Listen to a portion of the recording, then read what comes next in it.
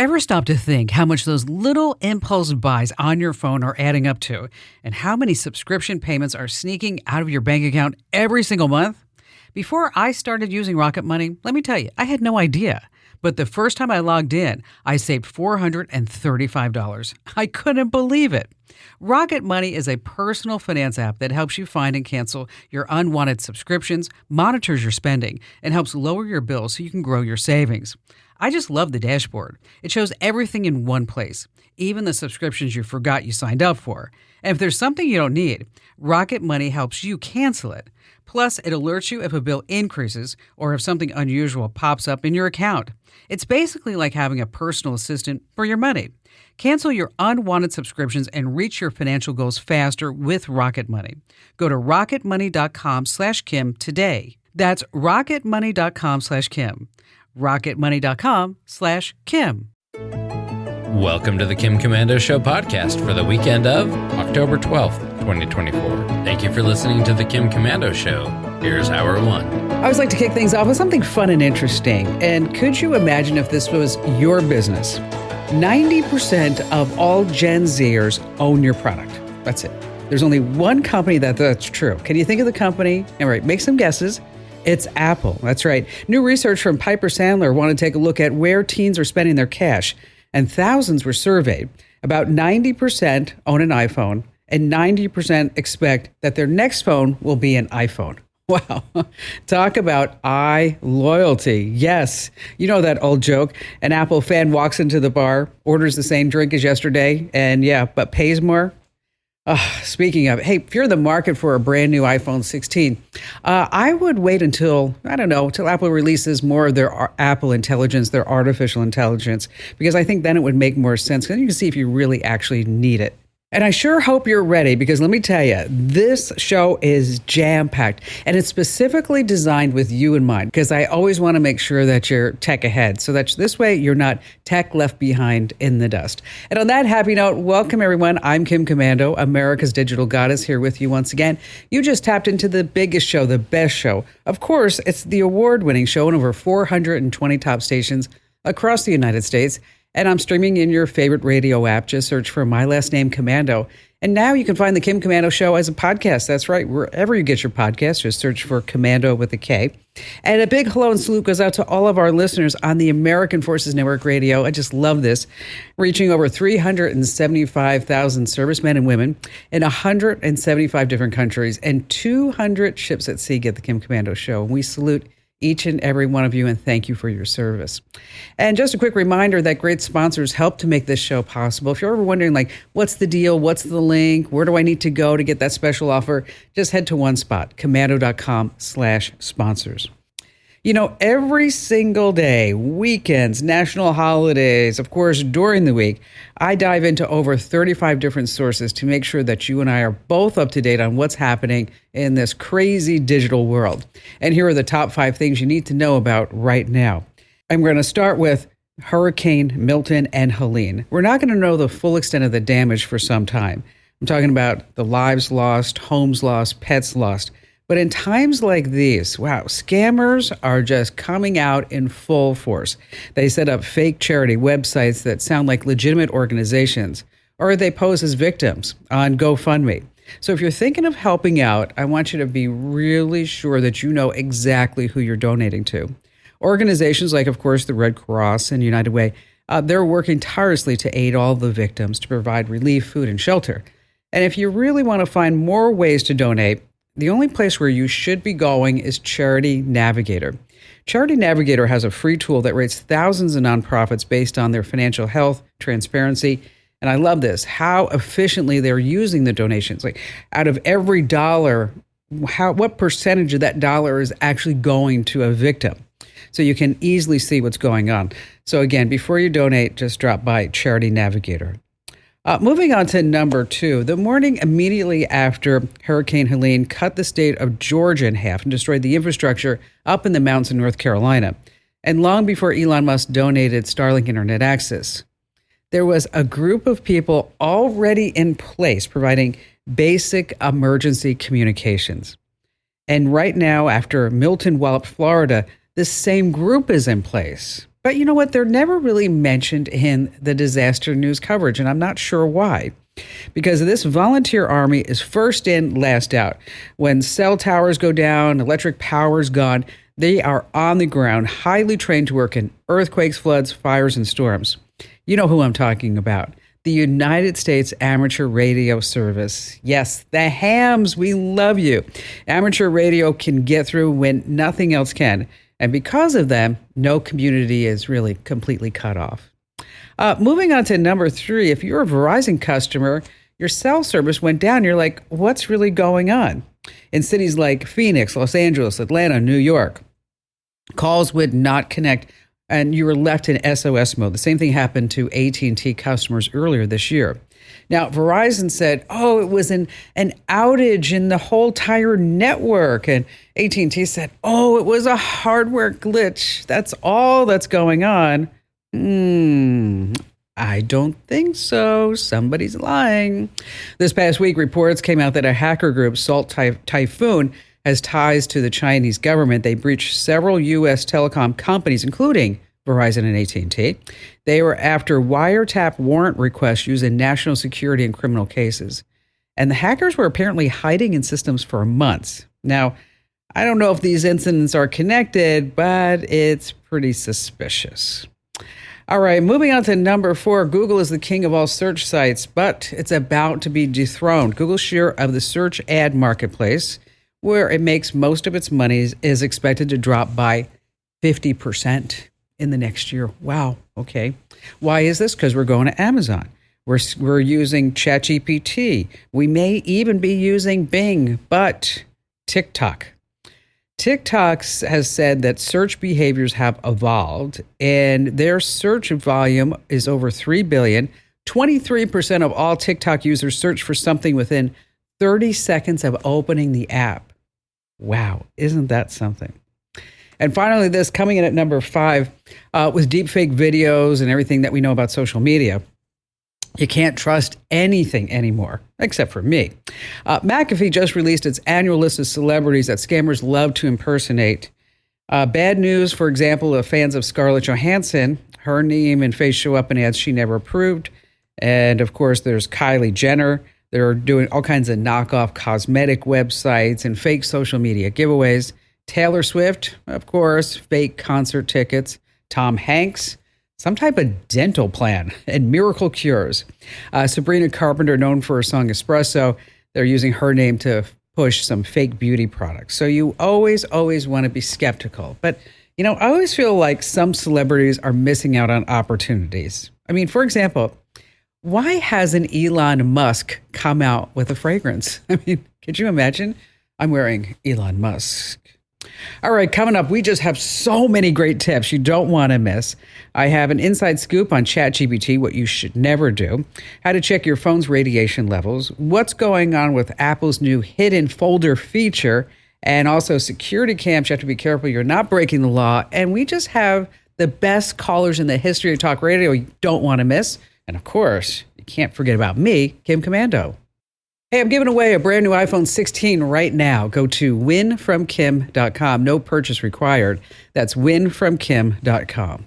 Now, aside from the big show, I host a podcast called Kim Komando Today. You can find it wherever you get your podcasts. And I get to talk to really interesting folks like Lauren Albrecht. She's the president of Florida Title and Trust. And Lauren was following her instinct. She was handling the sale of a vacant lot when some details just didn't quite add up.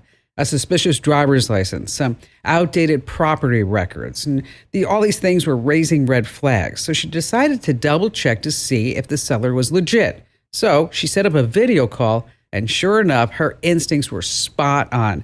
It turned out to be a scam with a twist. Here, take a listen. Let's just start from the beginning and tell everybody what a title company does. Awesome. That's a $1 million question. Nobody knows what we do, so that's great. As a title insurance company, our job is to reduce the risk of homeownership for both the buyer and the insurance company as much as possible. So we do research to find out who's the property owner, anything that they could have done in the past that would adversely impact the property, and eliminate those risks so the new homeowner can buy the property free and clear of any issues and God forbid something was missed or there was some sort of fraud done in the past, the insurance would step in and pay that claim to protect the homeowner. Nice. Okay, so you are handling the transfer of a vacant lot. And what was the first red flag that you noticed, like there's something wrong with this transaction? So this particular piece of land had been owned by the same woman since 1978. And when I looked at that deed of record, she purchased the property. Her mailing address was in the Bahamas. And currently on the property tax roll, her mailing address is still the Bahamas. So the driver's license I received of the person purporting to be the seller was from West Virginia. So that didn't really mesh well for me. And then did the real estate broker say, oh no, like she moved or anything like that? No, as soon as I started asking the real estate broker questions, they got a little weary, saying, the seller did just only reach out to me via realtor.com. So maybe there's something going on because we've never had any real communication. That was the huge red flag for us. So you get this first red flag, and obviously you want to do something about it because you're concerned. What are the steps that you can take? Right. So we have a few different platforms that help us research the information we receive. We can upload an ID to verify its authenticity. We look at the phone numbers to make sure they match. Now, the interesting things that happen here is the information that was provided to us was true and accurate information. The date of birth, the social security number, all of that information matched. The thing is, in title and most states, there's no identifying factor recorded. So no social security number recorded on public record. It's just a name. So there are many people in the US and across the globe that have the same name. So our job is to actually prove that it is the same person. The ID that was being provided to me was of an Anne McCartney, but just not the same Anne McCartney. And the ID was fake as well. Oh, wow. Destroyed. And so I understand, like, you had a video call. How did that start? So anytime that we have any suspicion of a homeowner not being legitimate, or if we know that the homeowner is not able to come and be in person, we require a proof of life video. So the whole concept of that video is we're going to jump on a call and you're going to show me your driver's license or your passport. And we're going to see that it is in fact you. So when we had these suspicions, of course, we're in the job to do closings, so we want to do closings. We don't want to kill deals. So we were very hopeful that this was in fact a real person. But the antennas were already up. When I sent the Zoom link, I actually did not anticipate getting any response at all because of the intuition that we had. So when I got the request, it said, okay, I'm ready to go on Zoom. We were shocked and a little bit hopeful again. Then I sent her this Zoom link and somebody logged in, but it definitely wasn't a person. It looks to me as if it was a looped video of a older woman who was just sitting there for maybe 10 seconds, and then it just kept going over and over. I think we have the video that we can play right now. Margaret, if you can hear us, can you raise your right hand, please? Margaret can't. She's deep faked. Exactly. So it was interesting because you see in some parts the mouth moves. So if somebody was saying, oh, I have bad connection and speaking while this video was playing, you could be tricked. As well, this woman had stated, I'm hard of hearing. So at the same time that we were speaking, I was typing in the chat, asking her to raise her hand. And we were also sending text messages to say, hey, can you raise your hand so we can see that it's you? We need to see your ID. And we just kept getting the same video on loop. Now, you are so smart. You did a reverse image search, and then you found who this woman was, right? Yeah, so that broke my heart. The reverse image search is of a woman with a similar name. Her name was Margit, and she was reported missing in California. And the photo used on the ID was from the missing person flyer. Oh, no. Yeah, that's so sad. So they're trying to capitalize on a missing person's identity, knowing that they won't be active, knowing that they can't freeze their credit, they can't do things to prevent something like this of going forward. Correct. Exactly. So if a person owns a parcel of like vacant land, because I seem to be hearing more of these instances with vacant land more than homes itself. Do you have any insight or secrets on what that person should do? I'm raising my hand because I own land between Phoenix and Tucson, Arizona. And she just raised her hand, so you know it's her. This isn't a deep fake video. Exactly.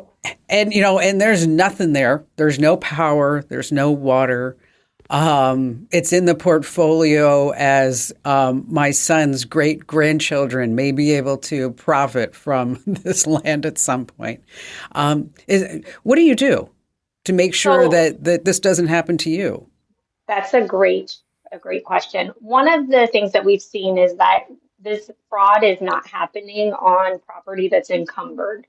So with a mortgage, obviously most vacant land is not with a mortgage. So what a lot of people have been doing is having, their own entity record a mortgage in the property, just so there's that level of protection that it is not free and clear, making the title company have to obtain a satisfaction of mortgage or a payoff. So it's just an extra paper letter to create an unclear title. I've never heard that before. You know what? That's a great idea. That's a great recommendation. I'm going to do that. Well, Lauren, thanks for being here. And thanks for helping me out too. This is awesome. I'm gonna make sure that I take care of that this week because, we always want to leave a legacy for our great grandchildren. Wow, incredible story. You can find our entire chat on Kim Komando today, wherever you get your podcast. Just search for Komando with a K. And you can also watch the entire interview and actually see that deepfake video by heading over to youtube.com/Kim Komando. Hey, how to check your phone's radiation levels coming up here on the Kim Komando Show.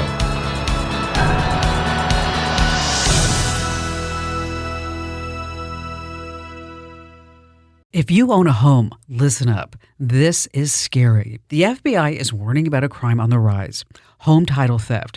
And it doesn't happen the way you might think. No break-ins, no stolen keys, just a forged signature on a single piece of paper filed with the county. In minutes, criminals can transfer the title out of your name, then use your ownership to drain your equity or even sell your home. The worst part, most people don't know what's happening until they get collection or foreclosure notices in the mail. That's why I trust Home Title Lock. When you visit HometitleLock.com/Kim, you'll get a free title history report and a 14-day free trial of their $1 million triple lock protection, including 24/7 monitoring of your home's title, urgent alerts to changes, and if fraud does happen. Their U.S.-based restoration team will work to restore your title, covering costs up to $1 million. Don't wait. Protect your home and equity today. Get your free 14-day trial at HometitleLock.com/Kim. That's HometitleLock.com/Kim.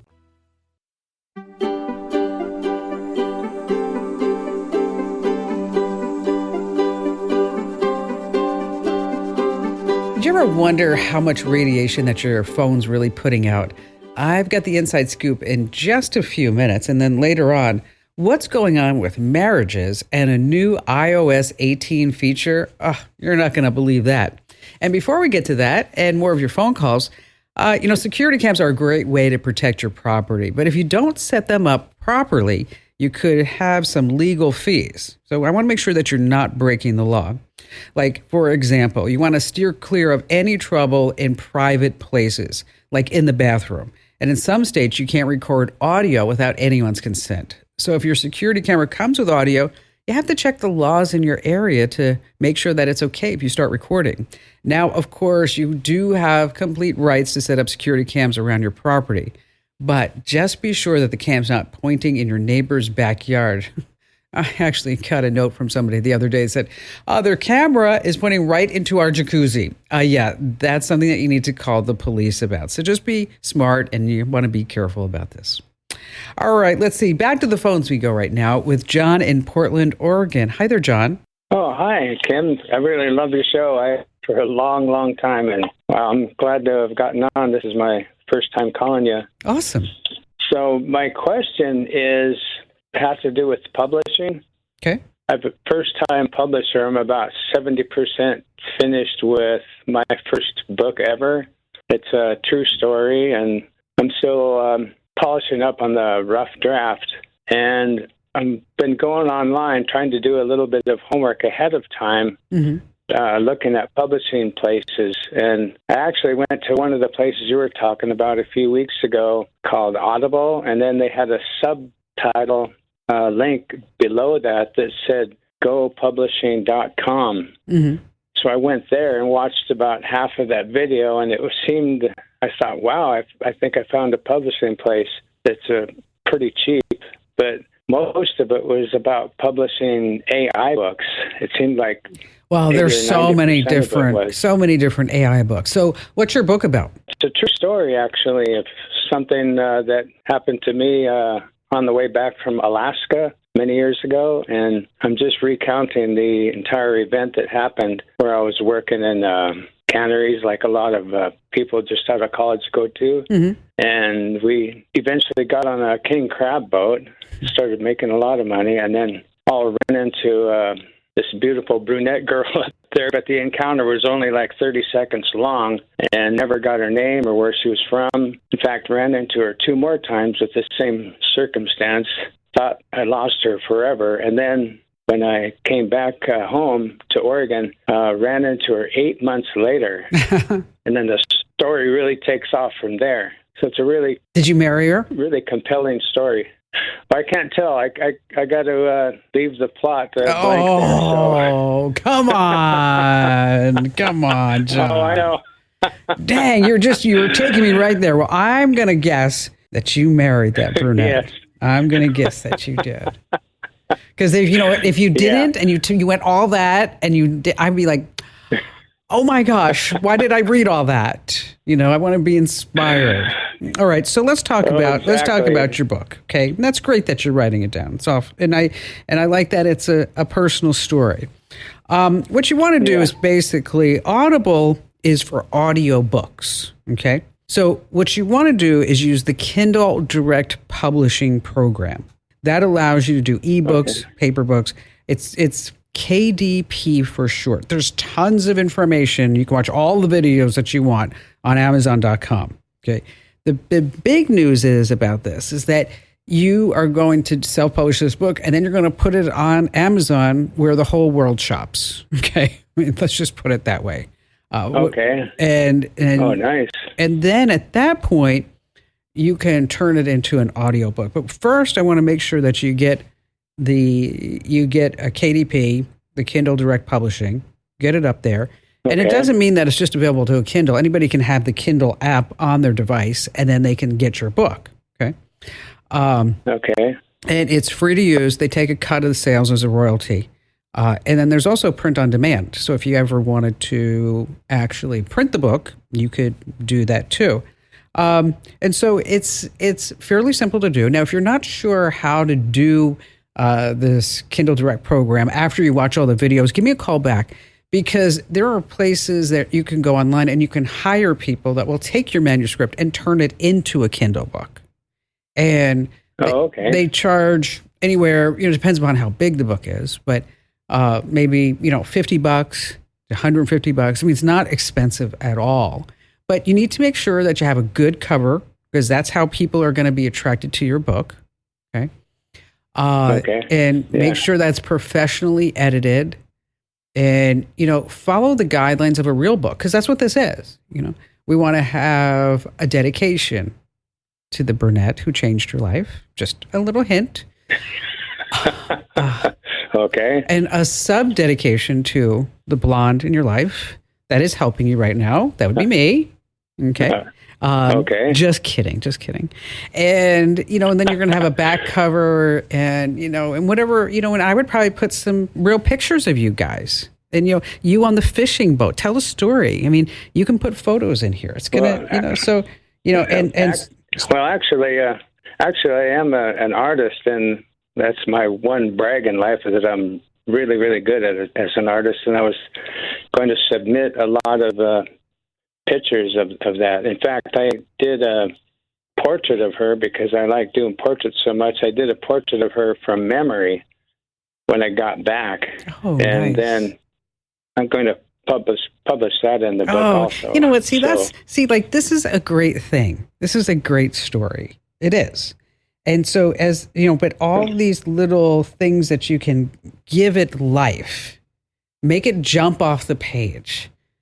That's what people are going to remember. That's why people are going to love it. You want to ask for reviews and, but we're getting a little bit ahead of ourselves now. So just go ahead and, learn what you can about the Kindle Direct program. So like I said, there's tons of videos on Amazon. Tell it from your heart. Add all those pictures, especially if you created this portrait of her from memory. You know what? This was just love at first sight. People say it doesn't happen. It happened to you. And that book is going to be amazing. And then you're going to sell it off to like somebody like Amazon or Hulu or Roku, and they're going to make your movie. And then you're going to go back to Alaska and you're going to buy a fishing boat and get king crab forever and ever and ever with the brunette gal with the big eyes. Yes, her. Oh, such a sweet story, right? All right, now it's time for our weekly health tip brought to you by Optimizers. And we all know that smartphones give off some radiation, but should you be freaking out about it? The experts say there's no solid proof it's dangerous, but a friend of mine who's a cancer surgeon says otherwise. We need to talk about SAR, specific absorption rate, fancy words about how much radiation your body's soaking up from your phone. In the US, the limit is 1.6 watts per kilogram. Now, the iPhone 15 Pro Max is 0.98. The Samsung Galaxy S24 Ultra is 1.06. Now, low levels aren't exactly awesome for your health, so here's a quick way to check for your phone's SAR. Just open up your dial pad like you're about to make a call. Type in *#07#. Once again, *#07# and hit call. And then you're directly taken to your settings, and that's where you want to look for RF exposure. Again, you want to type in *#07#, *#07#, and then you'll get your phone specific SAR rate. I know that they say that there's no link, but I would never put my smartphone in my bra, ladies and gentlemen, never in your front pants pocket. All right, still to come, we have more of your phone calls and what's going on with Apple's new iOS 18 feature in marriages here on the Kim Komando Show. All right, let's see. Doug in Chicago listening on the Big WOS. Glad to have you with us today. Well, first of all, love your show. I've gotten some great insights off of this, and I'm looking for some further insights today. So I am a fully remote employee, and I'm kind of wondering what level of, for about lack of a better term, invasiveness my employer can have into my home environment here. So I use their laptop on my Wi-Fi using their VPN. They are also lined into my phone so that I can use Microsoft Teams and Outlooks and Microsoft programs like that. So what I'm curious about is, obviously on their hardware, they can see all of my activity, but because they're in my Wi-Fi and I have, kids and iPads and smartphones and laptops and all this that goes through my Wi-Fi, how much of that activity can be seen by my employer? I mean, are they able to turn on mics or cameras or anything? How invasive can they be since they're in my computer system? Yeah, that's frightening to think of, isn't it? Which is why I'm calling the pro. So when you say that the employer put something on your phone so you can use Outlook and Teams, what exactly, do you know the name of the software that they put on there? From what I understand, they use something called Intune, Microsoft Intune. Mm-hmm. Okay. All right, let's talk about that. It's basically software that companies use to manage mobile devices. And so, let's say, for example, you say, I quit. Well, they can go into your device and they can wipe out the company records, whatever you have in Microsoft Outlook. They can shut you out of Microsoft Teams. And so it's really done for their protection. And the fact that you know that it's there gives them the ability to do it.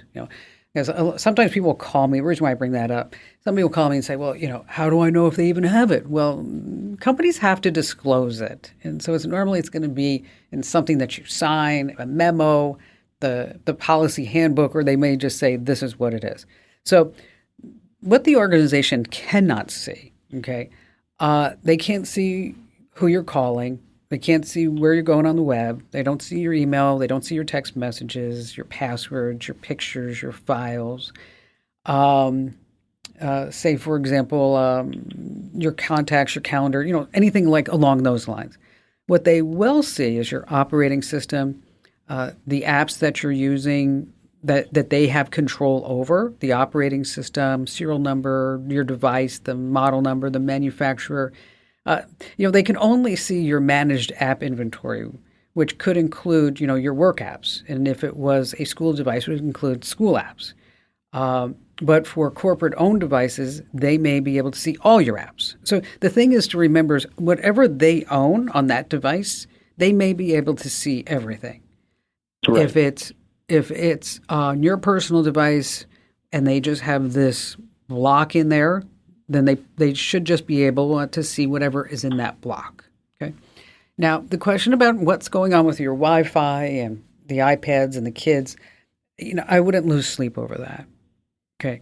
The software is not made so that this way they can duplicate your whole IT infrastructure. It's only there so that they can monitor what it is that they need to monitor. Does that make sense? Yes. Okay. So if you are concerned that maybe they do have access to other things, because maybe you're like, oh, that was too much of a coincidence. How do they know that my wife is planning a trip for us to go to Patagonia? Or, maybe those type of weirdo things are happening. Exactly. Yeah. Is that what you can do is put a VPN on your router. Okay. And the VPN will disallow traffic, but it will see, you can see everything that's going in and out, and you can permission certain things, as well as you can encrypt certain things. And so that's an option for you. You can put a VPN on your personal computer if you want, or on your phone. And so when you start doing personal things, is that you're going to fire up the VPN before you do it, and then nobody will have access to that. Okay. But if nothing's going on, I'd probably say you're okay. I mean, I don't know for sure because, I'm not sitting right there next to you in Chicago. But I'd say you're probably okay, especially if you're working for a big, reputable company. The last thing they want is a PR nightmare to say, my boss was spying on my router and saw that my wife had an OnlyFans account, and now he wants to fire me. I mean, that's kind of a weirdo, thing that would be happening. But again, you want to maybe invest in a VPN. We use and recommend here on the show ExpressVPN. For sure, we've done that for many, many years. It's what I use. And it's not a free VPN. You don't want to use a free one ever. I mean, they're free for a reason. And with ExpressVPN, basically you get 3 months free. If you go to expressvpn.com/Kim, that's expressvpn.com/Kim. Doug, I have a link that I'm going to send you that goes through more about this Microsoft Intune and what they see and what they can't see. So just hang on the line. Amber's screening calls today, so we'll be sure to send that out to you right now. And thank you for your call. Hey, just a quick reminder, if you're too shy to give a call to a big-time radio show and podcast, I get that. You can always drop me your questions. The best way to do that is head over to Komando.com, and there's a link at the top that says Ask Kim. Once again, that's Komando, Komando.com, and you want to hit that Ask Kim link way at the top. All right, with iOS 18, there's a new feature called Hidden Folder. It's a lockable folder for apps, text messages, pics, reminders, email, voicemail from specific people or a specific number. Absolutely no one can get access to this treasure trove without your face to unlock it. So people are all over social media saying, Apple wants people to cheat. Apple wants people to hide things from their partners. Okay, if your marriage is riding on a hidden folder, you need something else more than just iOS 18. You need counseling. Hey, don't forget to enter to win that brand new iPhone 16 right now. You want to go to winfromkim.com.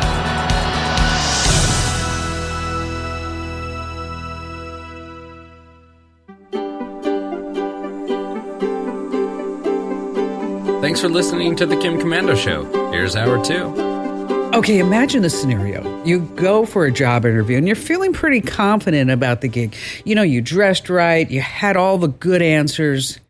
And then suddenly at 11 p.m. that night, you get an email from somebody who was in their interview that said, it was so great to see you today. I have some additional questions. Please let me know when we can loop back and we can get in touch with each other. And it's 11 p.m. You're like, well, should I answer this or should I just let it go for the next day? Now, recruiters say that if you do not answer that email right then and there at 11 p.m., that they take that as you may not be that interested in the job. Isn't that really something? I interviewed someone last week. We have so many openings here. And I said to them, so where do you see yourself in 5 years? And the gentleman actually looked at me and he laughed and he said, hopefully alive. Well, that's clever. So I hope you're ready, folks, because you're about ready to get more tech smarts because every single thing is now a tech thing. And you need to be tech ahead or else you are going to be tech left behind in the dust. And I am Kim Komando here to save the day. I'm America's beloved digital goddess. You just tapped into the best show, the biggest show, the most trusted show about all things digital. And you can find my award-winning show on over 420 top stations from coast to coast. And of course, we're streaming in your favorite radio app. Just search for my last name, Komando. And you can now get the Kim Komando Show as a podcast. That's right. Just search for Komando with a K, of course. And a special shout out goes to all of our listeners on the American Forces Network Radio, serving more than 375,000 American servicemen and women in the Army, the Navy, the Air Force, the Marine Corps, the Coast Guard, and the Space Force. And throughout the show, I give out some special offers and I give out some special links and promo codes. And if you're ever sitting there going like, wow, what was that link and what was that promo code? We aim to please head over to komando.com/sponsors. That's komando.com/sponsors. Alrighty then, every single day I dive into at least 35, sometimes 40 different sources because I want to make sure that I know exactly what's going on in the tech world. And here are the top 5 things you need to know about right now. We're going to start with Google. The U.S. government says that it knows that Google illegally and unfairly crushed its competitors. I mean, think of all the competitors to Google. Dogpile, Alta Vista. I mean, the list goes on and on. There's also that Ask Jeeves. A few years ago, it coughed up $26 billion in a payoff scheme to make Google the default search engine on most smartphones. $26 billion. Wow. That's just change in the couch to them. The government says that no other search site has ever had a chance to compete, and so now, time for justice. So the DOJ said it may force Google to break up and divest parts of his business, like Chrome and Android, because they say these were also used to build a monopoly. I mean, this is going to take years, and of course, Google is going to plan to appeal this, but you also have to remember Google's business is changing too, just like anybody else's who relied on the internet. And because of AI, of course, in case you're wondering. All right, number 2, let's talk about Apple. Here are some things that I don't want you to buy right now because there's going to be a new Apple event either October 15th or maybe October 21st. The whole rumor mill is going crazy. But here are the things that you shouldn't buy because some new ones are coming out. A redesigned Mac Mini, an M4-powered MacBook Pro, both 14 and 16-inch versions. And these new MacBooks, of course, have faster processors and longer battery life and better displays. Pretty much true to form anytime they release something new. And a new iPad Mini 7. It's going to have an 8.3-inch screen, but maybe even AI built into it. Moving on to number 3, you have to be careful what you click on and what you believe on social media. Wow. What's going on is that veneer techs are taking out ads and saying, you know what, we can give you beautiful teeth. Veneers, you're going to love it, but you're not going to spend like $8,000 or $12,000 for the chompers. No, we're only going to charge you $2,000 or maybe $4,000 for a full set. They're setting up in hotel rooms, salons, med spas, even their own living rooms. And what they're doing is illegal. They say that they have certificates. They are fake. And so in order to do dental work, just go to a dentist. Look up their license online. I mean, I don't want you sitting in some random hotel room with no real anesthesia while someone's scraping away your teeth. You're looking at nerve damage, nonstop pain, even losing your teeth. So just say no. Just say no. Moving on to number 4, you really need to listen if you have kids on Roblox, okay? There's a new report from Hindenburg Research, and they calls the game, not my words, their words, a pedophile hellscape. Yes. Kids on Roblox are exposed to things like grooming, virtual strip clubs, and pictures of genitalia. Hindenburg Research says they found Roblox to be an X-rated pedophilia hellscape, as I said.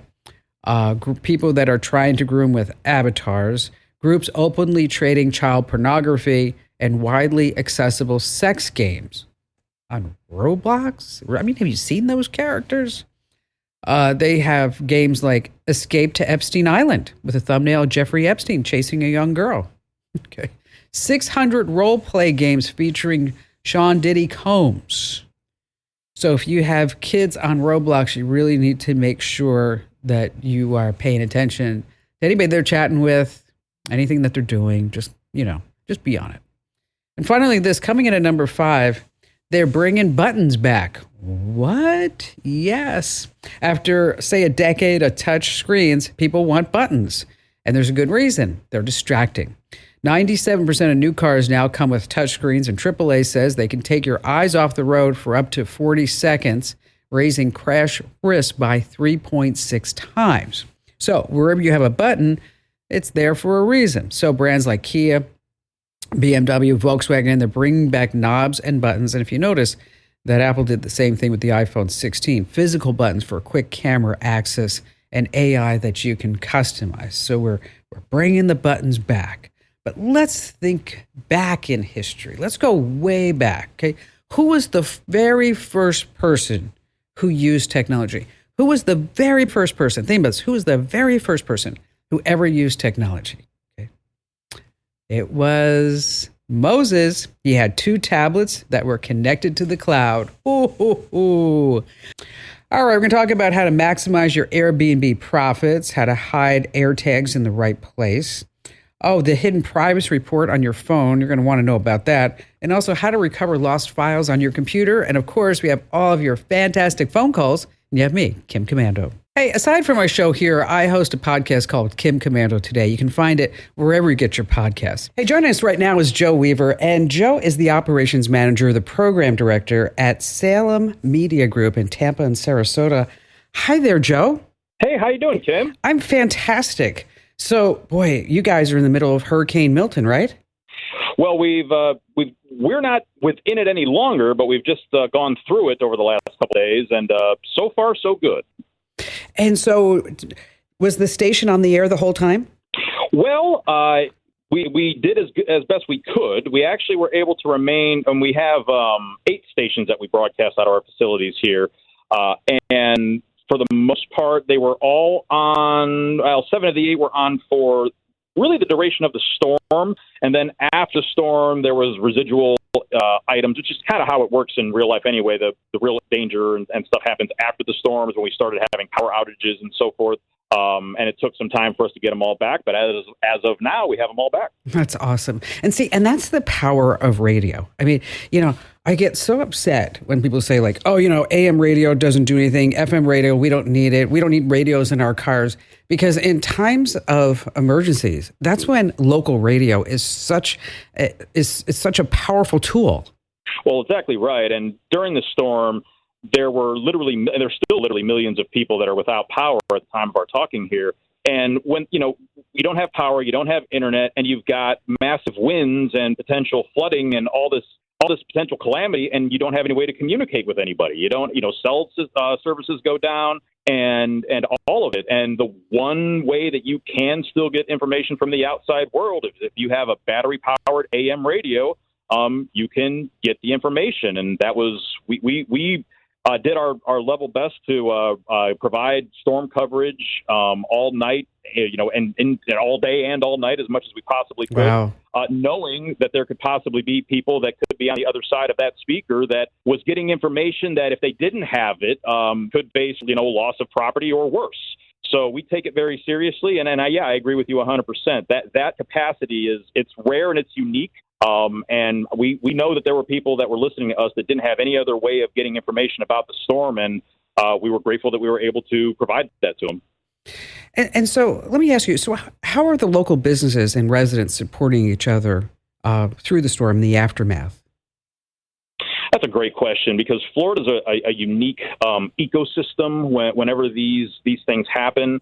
Right now, a lot of businesses are just down for a variety of reasons. There's massive power outages and just massive logistical challenges with getting around. There's a lot of trees and debris, and just a lot of roads are impassable. There's still a lot of standing water in a lot of places. Wow.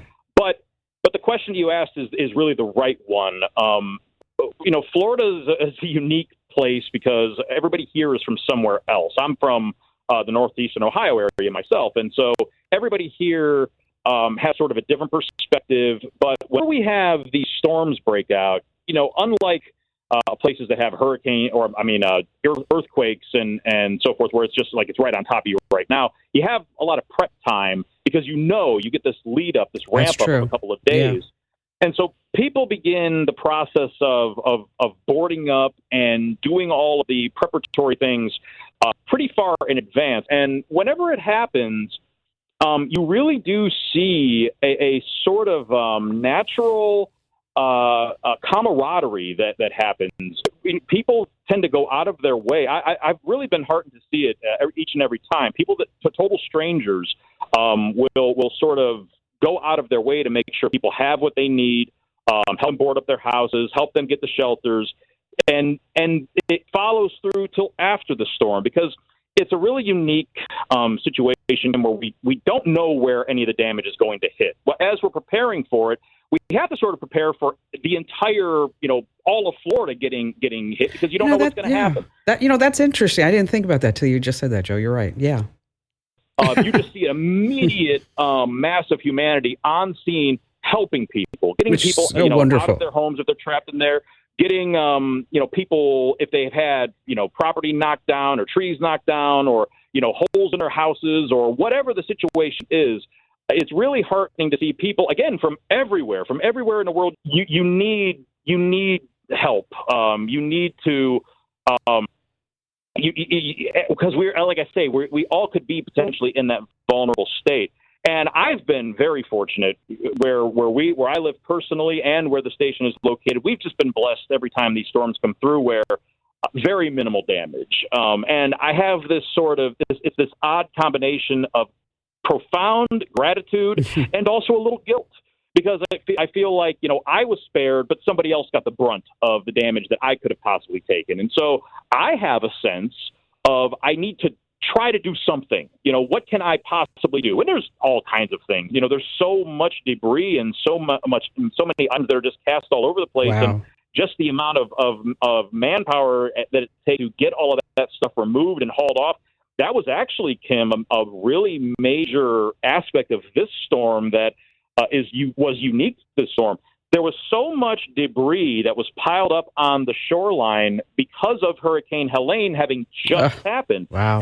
And it's a long time after a storm happens. Roads are impassable. It's hard to really get a lot of movement for your own personal property, that it just takes a while for you to dig out of your situation. And we were sort of just getting to that point of digging out of Helene when all of a sudden here comes Milton. And there was a massive, massive effort by kudos to Governor DeSantis for really mobilizing a lot of forces to get a lot of that debris as much as they could off of the coastline before the storm hit into the landfills and into the places where it wouldn't be more projectiles floating around. And they did a pretty good job. But you have to say thank you, though, to all the technology that allows to have that warning, that so you folks can prepare for this, and where it's coming, and you have the wherewithal to say, okay, we need to get sandbags, we need to make sure that all the family's safe, the pets are safe, the zoos, whatever it may be. It's really something. You're so right about that, because I was thinking today about, think of the people that lived, the last major storm hit Tampa was in 1920. And there's no, there's no NOAA at that time. Yeah. There's no way to track any of this. What happens is you're just living your life. You feel a little breeze. That breeze gets a little stronger. Now all of a sudden you've got a Cat 4 hurricane, and that's true. And we also have better building materials now and things like that. Hey, Joe, thanks for coming on and giving us, man on the street type of report. And I just want to say thank you for carrying my show. in Tampa. That's really amazing. I know we get a lot of calls, we get a lot of feedback.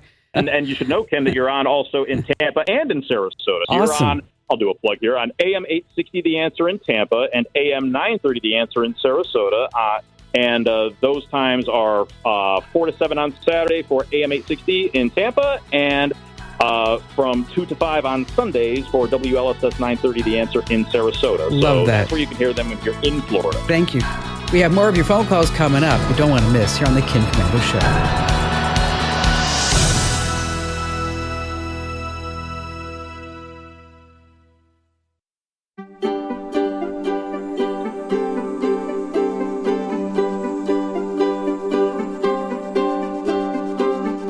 All right, coming up, there's a hidden privacy report that you're going to want to check on your phone. And then later on, it's kind of a techie tip, but maybe you need this, how to recover some files from your computer. And before we get to that and your phone calls, let's talk about your average Airbnb host earns around $14,000 a year. That's pretty good.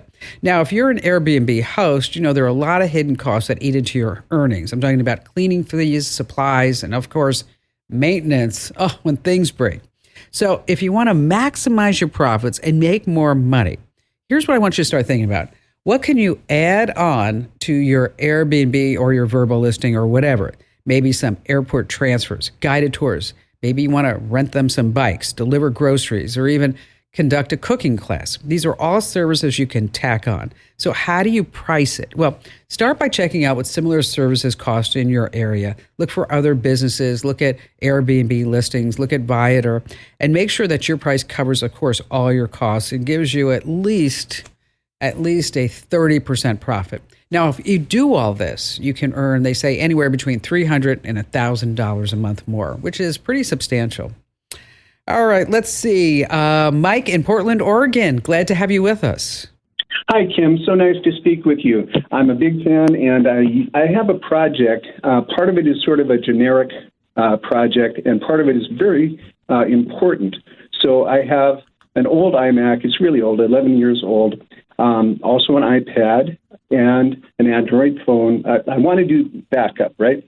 So I have used external backups before, and I'm trying to decide if I should get a solid state drive to back up the computer or to use the cloud. Or, yes, you can laugh at me, maybe thinking that I should be wearing suspenders and a belt, do both, the external hard drive and the cloud solution. But the reason why I'm concerned about it is I'm scanning a whole lot of family pictures.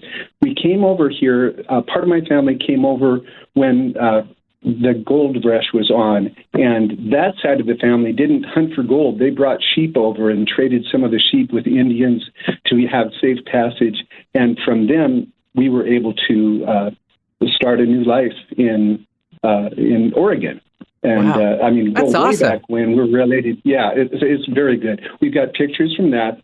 And then the rest of my family, rather poor Irish folks, came over during the famine, and we have pictures of those folks. I'm hoping to put together a scanned thing that I can share with family members, and we're in connection with some historic societies that are also interested, that have also had some things my mom gave to them from when we came over on the Oregon Trail. Some That's dresses awesome. and some. That is so cool. This is great. How fun. Oh, yeah, it's really fun. So the main thing I really want to do is to be able to have something that our nieces and nephews and, the generation to come will be able to have accessible for them to see their ancestors and, write some notes on it so they'll be able to put faces to names and hear some of the stories we still have. Okay. Well, I'll tell you, you have a big job ahead of you, right? You know that. Yeah, the scanning is fine. I don't mind it, but I want to make sure it's safe. Okay. Well, then you know what? You need to just put it in the cloud. And if it's on a Mac, the easiest way is for just use iCloud. Just put it in iCloud. And then what's nice about it is that whether you're working on your Mac, on your iPad, or whatever it may be, is that you have complete access to all these photos on every device. As far as future generations being able to see this, here's my initial thought, is that I wouldn't want you just to have this in an iCloud account. is that I think what would be really kind of fun is to create a video. And that's a fine idea. yeah, Yes. and little videos, and where you're narrating it or somebody else is narrating, and they're telling the story about this picture and what's behind it. I hear like music, like Oregon, Gold Rush type music, and you know what I'm talking about. And then a little bit of Ken Burns kind of thing. Yes, exactly. Yes, the Ken Burns. And so you have a dedicated YouTube channel, and you put up these videos, and each one, make them like a minute or 2 or 3 minutes long, and you could do longer ones if you wanted to. But I think being able to tell the story in a video audio format instead of just having pictures that they can write notes on, I just think it could be so much better than that. But with iCloud, I wouldn't have to worry. You wouldn't have to worry about doing Time Machine or putting something on an external hard drive, unless you really truly want to. But I wouldn't. You're looking at 50 gigs is $1 a month. 200 gigs is $3 a month. And you know that, for example, it's a private relay. It has you can share it with up to 5 other family members. And so, over the years, Apple has kind of done a good job with this whole iCloud account. You might need to buy a new Mac, though. 11 years. I know, it still works, but it's just getting a little long in the tooth. That's the thing about Macs. I have a MacBook that I think is 10 years old, too. And it's like, do I get rid of it? No, it still works. So just take a look at iCloud. Again, there's 50, 200, and 2. Actually, they have 2 terabyte platforms too, and that's $10 a month. So I think that would be the best case. If you need any help as you're getting this project going along, just give me a call back. And thank you for your call today, Mike. What a great story. We were sitting around the dinner table talking a few weeks ago, and for some reason, I brought up the fact that every state in New England has a town or a city by the name of Warren. And I said, like, for example, there's a Warren, Vermont, a Warren, Maine, a Warren, New Jersey, a Warren, Rhode Island. Then my nephew chimed in and says, there's also a Warren, Ukraine. Oh, and I shook my head back and forth. And I was like, how come I didn't come up with that? Crazy. Katie in Bentonville, Arkansas. Hi there, Katie. Hey, Kim. I'm going to tell you, you are the very first email I check every morning for those newsletters. And there's not a day goes by that there's not something practical that I can use. Oh, that's so sweet of you. Thank you for that. I do appreciate that. It's awesome. Well, the question I have is all these natural disasters that we're having, the threat of the EMPs, threat of war, man-made disasters. What I'm concerned about is if we cannot have cell coverage, is there anything that we can use that would, help keep contact with family members? Sure. I've seen things like the long-range walkie-talkies, the satellite phones, and there was something called a rapid radio, but it looked like it operated on cell towers. But I know, if anyone's going to know, you're going to know what I can use. Well, the good news is that our modern phones now, like starting with the iPhone 14 and now with some Pixels and other Android phones, is that there's now SOS capability. And so when the cell towers do go down, and they will, okay, is that you get an SOS button on your phone, and then you kind of walk around until you have a great view of the sky and tells you the signals there. And then you can't make phone calls, but you can certainly text back and forth. Okay. So those are built into the latest phones. And as far as with cost, right now the carriers are saying, okay, it's going to be free for a couple of years. And then after that, we're probably going to have to reevaluate, because what's happening behind the scenes is that we're finding that cell towers are not the most reliable form of communication, right? They are vulnerable to hacking. And so companies like T-Mobile and AT&T are trying to figure out a way, along with Elon Musk, to provide worldwide cell coverage by using satellites, not cell towers. So I should say worldwide communications, not using cell towers, but using satellites. Okay. So that's coming down the pike. So for right now, we have SOS on our phones, but not everybody has a brand new expensive phone, right? It just doesn't happen with that. So they have these satellite messaging devices. One's called the Spot satellite. It's about the size of the palm of your hand. And it works on satellites, and it gives you the ability to send your coordinates, send a short text message, but it doesn't rely on cell coverage. Okay. And they're about, I don't know, they started around $150. Okay. And it's really good to stay in touch. I mean, I've known about this tech with the Spot satellite. A friend of mine was embedded with the troops during the Gulf War. And I gave him one of those, and so that he could keep in touch with his wife. And so it's really reliable technology. The downside is that he forgot that I was in Phoenix and he was in Afghanistan, and he texted me in like the middle of the night to tell me he was okay. And I'm like, right, don't do that. I love you, buddy. I do. Okay. But I'm already taking care of kid and mom and all this other stuff. So anyway, then you mentioned long range walkie-talkies. Okay. It's just, it's several miles. That's what you get. Okay. Some of them go up to 36 miles, but if you read the fine print, that's in the best conditions. Okay. So if you've got trees, mountains, whatever it is between you and buildings, not so much. But they're cheap. They're like $80 for a pair, $100 for a pair. Motorola, the T600s are $100 for a pair. And they are waterproof. You get a flashlight, you get weather alerts, all that other good stuff. And I would be remiss if I don't mention our ham radio operators, because they are doing such an amazing job with these hurricanes in Florida. They are. Because the hams, they mean that communication goes over a long distance, hundreds, thousands of miles, and you do need a license to use it. My husband's big ham, and he is a big ham radio operator. So funny. He said to our son, Ian, don't you want to get your ham radio license? And Ian's like, why would I want that? I have Snapchat. Of course you do. Katie, thanks for your call. All right. Guess how many different apps are in the Apple App Store or maybe Google Play? Okay, on your iPhone, you have a hidden feature definitely worth checking out. It's called the App Privacy Report. This is really something. It shows you how often apps access your data and what kind of data is being accessed, like your camera, your microphone, your location, your contacts, or more. But you have to turn it on. Here's how to find it. Go to Settings on your iPhone and then search for App Privacy Report.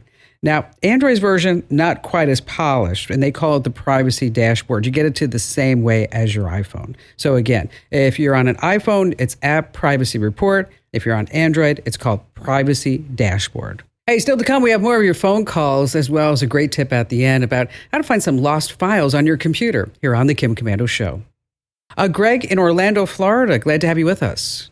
How are you today? Great. What's going on? Oh, I was looking for a program. I don't even know if it exists. If you're on your system, and you're taking Zoom classes or some other training course where it can actually record all of the contents that's on the screen and then just put it in a file. So let's say maybe that night or tomorrow or the next day, you can call it up and you can see all the files, all the pictures, all the graphs and everything, or questions that were presented in the class or the program. That's awesome. What kind of class you taking online? It's all different types of continuing education type stuff, from soup to nuts, anywhere from, let's say, from financial management to, HR, and everybody's doing stuff online and they throw all this stuff up there and they throw all the questions up there. And, you can't do a print screen or something. You're sitting there trying to write all this stuff. You're like, whoa, this is bad. I can't get all this. Yeah. Maybe I should have had more coffee this morning. Okay. Here's the deal is that you said, are you using Windows or Mac? Windows 11. Okay. With Windows, you actually have a built-in screen recorder. You're like, whoa, didn't know that. Magical key is that Windows key. And plus the letter G, and then that's going to pop up a screen, and that's where you can record what's happening on the screen. So there's all these classes you talked about, the graphics, the questions, the slides, everything is going to be saved into a file right on your computer. We've got steps on how to use that over on Komando.com. Now, if you find that you need more flexibility, there's a program called OBS. It's been around forever, and it works on Windows and Mac. And so if you're trying to record what's happening on the screen, like in a class, as you mentioned, or even if it's like maybe part of a YouTube video that you don't want to download it, but you just want a certain part of it, that it really does make it easy. So you're not sitting there just trying to like remember every single thing that's going on and writing it down, or taking your phone and recording that screen, because I know a lot of folks will do that too. So again, Windows now has a built-in screen recorder. It's, again, that Windows key plus the letter G. And if that doesn't work out for you, OBS, like I mentioned, it's been around for a long, long time, and that's another program. Just hang on the line, Greg. We're going to send you links out to Microsoft and also over on our website, and also OBS, so this way you can check it out. All right, if you want to ever recover lost files, you need to have the right tools. Like, for example, if you're using Windows, there's a program called Stellar Data Recovery for PCs. If you're on a Mac, Disk Drill is your go-to. And the sooner you try to recover the file, the better off that you are. You want to do a quick scan first to see if it finds any deleted files. And if not, do a deep or full scan. If you need the names of those programs, again, just hit our website at komando.com, where you can also enter to win a brand new iPhone 16 at komando.com.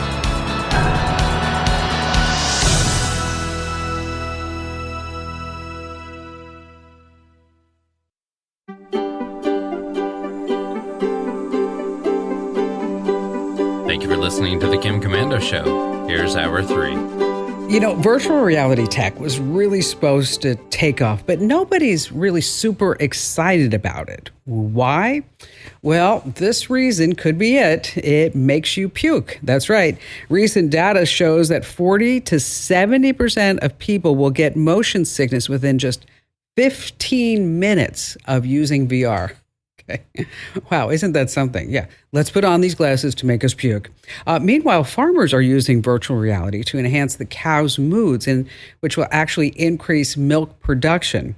On those cold, dreary days, they put a VR headset on cows and they show them like nice summer pastures. You could say that it's a mood enhancer. Oh, yeah, that was a good one.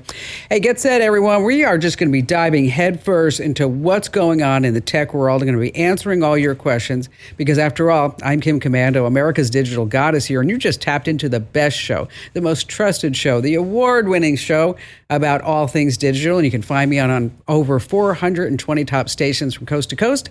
And I'm streaming in your favorite radio app. And of course, you can find the Kim Komando Show now as a podcast. So wherever you get your podcasts, just search for Komando with a K. And a big hello goes out to all of our listeners in the Army, the Navy, the Air Force, the Marine Corps, the Coast Guard, and the Space Force who are joining us on the American Forces Network Radio. And great sponsors always help to make this show possible. So I'm going to be giving out some promo codes and some links. And in case you're like, what was that, Kim Komando? Head over to komando.com/sponsors. That's komando.com/sponsors. All right, every single day, I visit at least 35 to 40 different sources because it's my job as I sit here to make sure that each and every one of you, millions of you, are always tech ahead, that you're not going to be tech left behind in the dust. And here are the top 5 things that you need to know about today. And we're talking about first, Redbox. Do you remember Redbox? Those red movie rental kiosks, they were everywhere, outside grocery stores, pharmacies, always ready for that last-minute movie. Times change. Redbox did not innovate, they evaporated, and now they're bankrupt, which means 24,000 Redboxes are just sitting there outside stores. The problem, each one is about 900 pounds. Oh my gosh. You can't toss one in the dumpster. Some are wired directly to the buildings. Others are bolted down to concrete, and you need an electrician to unplug them. And there's also coolant inside, so it has to be disposed of safely. Walgreens says it's paying $184,000 a month to keep them plugged in. Wow. I read this story in the Wall Street Journal about Matthew Taylor from Alabama. Folks like him are stepping in, and they're getting a couple of $100 per machine to haul them away for scrap yards. But what about the DVDs inside? That's a whole nother issue. So if you're looking for a gig, you can move one of these. Go ahead, go for it. All right, moving on to number 2, AI might be listening the next time you're at your doctor's. Here's what's going on. You go to sit down with your general physician, and the general physician says, so how how are you feeling? You're like, oh, my back hurts and my legs hurt, or I'm great and everything's fine. And they're saying your blood pressure's a little high. You're like, I've been a little stressed out. And why are you stressed out? And then they say, how much are you drinking? And you're like, I just have like a glass of wine once a week. That's all. And you're like, oh, so then you're not really. I'm really having like, maybe 2 glasses of wine every single. So you go on and on and on. Now, in the old days, is that physician would then try to remember everything that you said, or maybe they take little handwritten notes and then they would type it into your medical record. Well, now what's happening is that there's ambient AI in the room. And what is ambient AI? Ambient AI is listening to your entire conversation with your doctor and transcribing every single thing that you both say and making it part of your permanent medical record. Okay, so the next time you're talking to your doctor, just make sure that you're saying exactly what you want in your medical record. You might be able to opt out. Just ask if they're using ambient AI tech or anything like that. Moving on to number 3, let's go shopping in Grapevine, Texas. Yep, a brand new Sam's Club is opening up. They say it's the first all-digital store. You're going to use your phone to ring up purchases as you walk through all the aisles. Where the cash registers used to be, it's now a showroom for online-only items like a 5-carat lab-grown diamond or a Christmas tree. You just scan a QR code to buy.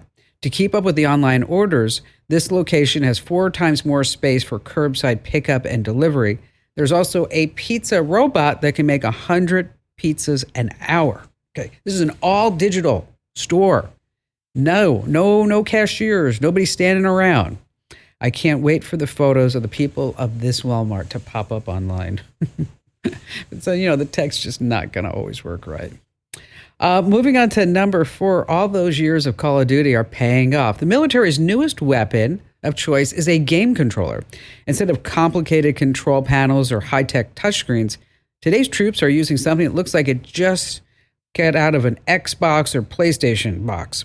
Kids today are growing up with these things in their hands, of course. And so the Army is using these controllers for vehicles packed with Stinger missiles and 30-millimeter chain guns. The Air Force has them running trucks that use lasers to clear out explosives. The controllers, they kind of look like the joysticks that we used to do. But I'll tell you, for soldiers, it feels like what they're doing in the field is a lot what they've been doing just growing up. And it makes perfect sense. Moving on to number 5, I like big bots. Yes, if you play poker online, you might be facing off against bots. That's right. Casual online poker players, they say that they are facing off against AI bots without knowing it, and they're losing all their money, and they're even quitting. Even seasoned players like the Sharks are struggling against the bots because the bots are using probabilities and math. Bloomberg did a whole report on a Russian group called the Bot Farm Core. They're responsible for many of these bots flooding virtual tables. Now, the Bot Farm Core recognizes the problem. They're driving away all the players, and when they drive away the players, they drive away the money. And so they're saying, "Oh, we're not gonna do the bots anymore. We're gonna make sure that it's all humans." I think he's bluffing, right? All right, still to come, how you can amp up your small business with social media, how you can make some big bucks by answering questions online. And of course, we have all of your phone calls, and you have me, Kim Komando. Pig butchering scams are one of the most disturbing frauds out there. The scammers build this false sense of trust with the victims, and then they just clean you out when the moment's right. That's where pig butchering comes from, the practice of fattening up the hogs before the slaughter. It's pretty brutal. Now, on my Kim Komando Today podcast, I get a chance to speak with some really interesting people. And this past week, I sat down with John Griffith. He's a finance professor at UT Austin, and he called this the darkest topic he's ever researched, and for good reason. Here, take a listen. Well, on the show, there was a gentleman who called me, this is a couple of months ago. Okay. And he was contacted by somebody on Facebook who said that that their aunt was really good at cryptocurrency. And they started just having a little conversation. He never heard from this person before, had no idea who they were. So it's not like it wasn't a friend of a friend of a friend of a friend. This is like a complete stranger. And so they say, you know what? We want to make sure that our communications is secure. So we need to get off of Facebook because we don't want other people to know about how good we are at trading at cryptocurrency. Let me guess. Did they go to WhatsApp? Yes, they did. So once they are at WhatsApp, the person says, well, can you give us like $1,000? And he says, okay, I can give you $1,000. Okay. So they start trading the $1,000 in crypto. So he thinks. And then suddenly, would you believe that $1,000 is worth $5,000 in like 2 or 3 days? That's huge. Oh, what a return. So I explained to him that this was this was not true. This is not going to work. That this is called a pig butchering scam. And he didn't want to believe me. So the reason why I bring that up is joining us right now here on the podcast, a gentleman by the name of John Griffin. He is a finance professor at UT Austin. And he's done so much research on pig butchering. I thought that, you know what? We should have a little chit chat. Yeah. Now, you did a whole bunch of research about this, right, John?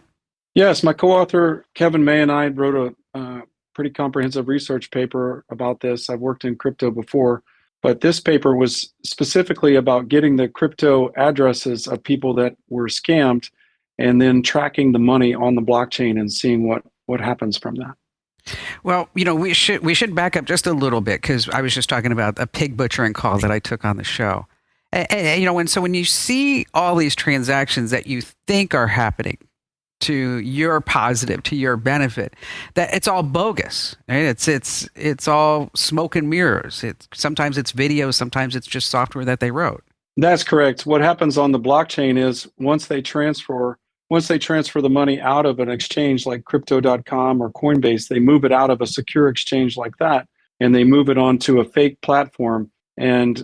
But the moment they move the cash, it's outside of their control, and all of these other transactions that are happening are fake. And so they've actually already lost their crypto, even though, like in the example you gave, when that person transferred the $100,000, at that point they lost the control of the $100,000, and they didn't realize that, though. And so how much money are we talking about? I think I saw a number. What was it, like 70 billion or some crazy number? That's right. There's some nuances to that number, but basically what's going on here is that this scam is massively underreported. As you mentioned, a lot of people can't believe they've been scammed, or there's a lot of shame and shame. People feel shame. Maybe they shouldn't feel shameful about it. But some people put the numbers at only maybe 3% of folks that are scammed actually report. Maybe it's higher than that. We don't know exactly. But what we do is to try to gauge the size of this is we take the addresses that were scammed and then we trace those out on the blockchain to see where the capital is going, and then we capture those endpoints where the capital is money is flowing, and those crypto endpoints are kind of like bank account numbers. So they're deposit addresses on exchanges that have moved criminal flows through them, and then we aggregate all the flows flowing through those deposit addresses, and we find when we do a algorithm looking at those deposit addresses and related deposit addresses, we find the tune of about 75 billion. So where is it going? When you do all this tracking, is it going to a certain region of the world? Is it going to a specific area? That's right. It's going from west to east. Okay. It's basically coming out of the U.S. and Western exchanges, crypto exchanges, and it's moving over to crypto exchanges that kind of flout customer KYC laws and have loose KYC procedures, which are primarily in Asia. And so we know from other evidence that there's organized criminal gang activity in Cambodia, Laos, Myanmar, and other places in Southeast Asia, even the Philippines.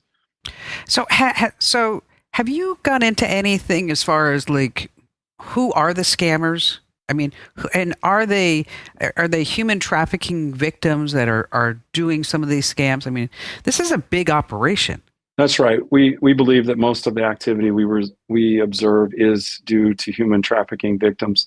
There's not a lot of human trafficking victims that put their information out there, but we did get, through a nonprofit, we did get the address of somebody that paid ransom payment, and that address was smack dab in the middle of all of our payments. And so what that means is the same people that are scamming people in the U.S. are also getting human trafficked. And, there's documentaries about this, but basically they're average people think that they're getting a tech job. Maybe they fly into the Bangkok airport, and in fact, they're taken to the border with, say, one of these neighboring countries, and then they're basically locked up, their passports taken, and they're told that they have to make so much quota a day, or they're not going to get out, or they're going to get even beaten.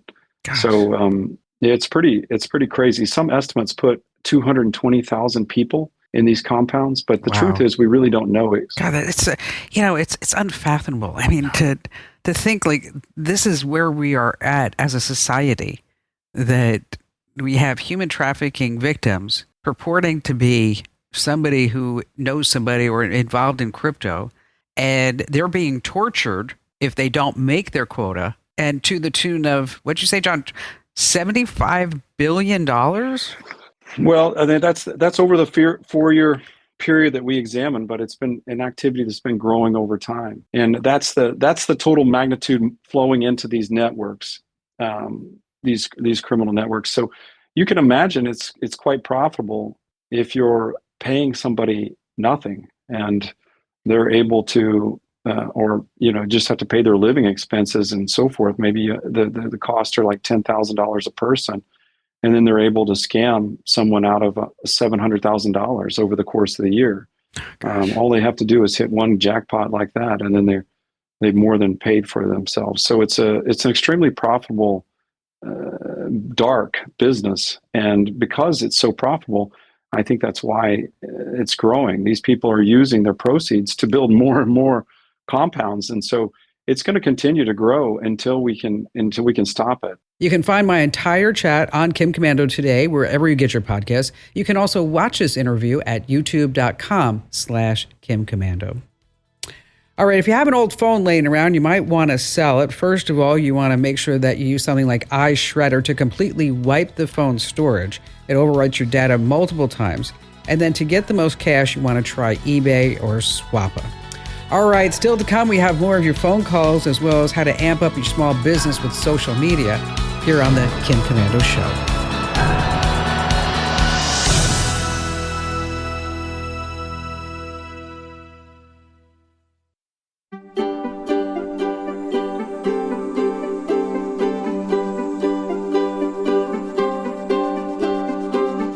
And joining us right now, we're going to talk about saving money in your business, is Ali Seligman. Ali, you're our amazing content queen at Komando.com and the content director for everything that happens here, and especially the newsletters. But, I really started this company because I didn't want to deal with AT&T shenanigans. Okay. What type of shenanigans? Like, I sold a $1 million, $1.5 million, which is a lot of money back then, phone system to the Arizona Republic. Okay. Over 1,000 phones. They probably still use it. I'm sure. They probably do. So I was super excited, and I went back to my manager with the contract, and, I get everything all installed, because, you didn't get your cash until everything was installed. And, it took you had to go do the turnover at 2:00 in the morning when the employees weren't there. I mean, this was a big deal, right? Yeah. So I was supposed to make $15,000 commission. Sweet. Okay. I get my check and it's $7,500. Well, why is that? Well, I went to my manager. I said, obviously somebody made a mistake. And they said, "Are you a good team player?" And I said, "No." And he said, "Well, we overpaid the last person on this account $7,500 commission, so we took it out of your check." You're kidding me. Okay. So I said, "Well, this isn't going to work." No. Okay. Was that your last day at AT&T? So I called up Unisys. And I said, "Hi, I work for AT&T as a district manager. I'd like to," because they gave you all these big titles. Yeah. So I'd like to sell for you. So I went over and I sold for them. Okay. So I sell a computer system for $12,500,000. Oh my gosh. Okay. It was a telecommunications network between Phoenix, Minneapolis, and Singapore for their manufacturing plant. I mean, this is a big deal. Big deal. Okay. Guess what? Get my commission check. Oh. Okay. Now, this commission was supposed to be a lot. Now, remember, this is $12 million, and they didn't expect me to sell this, okay? Because Unisys was suing Honeywell. Okay. Okay, so like these two are like in court, and then I come in and go, hi. Okay. So I get my commission check. It was supposed to be $300,000. Whoa, baby. And how much was it? I think it was $75,000, $80,000. So I went to my manager. Are you a team player? And said, first of all, let's get some crap straight. I am not a team player, okay? There is no I in team. No. There's a me, okay? This is me. And she said, oh, you didn't get the memo? I said, what memo was that? She says, we changed your commission plan. Wow, fancy. When did you do that? Oh, the day before you brought in the contract. Okay. And they knew the contract was coming in. So I got a lawyer. Yeah. And I got my money. Good. But I had to give, a third of it away to the lawyer. But still the principle of the thing. And so I took that money and I bought a Porsche.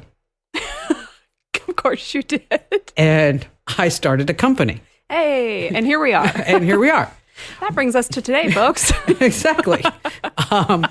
It was so dumb buying a Porsche. I was living like ramen noodles and trying to start a radio network and all that other stuff. But at least you had a cool car. I did. I looked at, you know what I figured? If I'm going down, I'm going down. In style. I'm going down in style.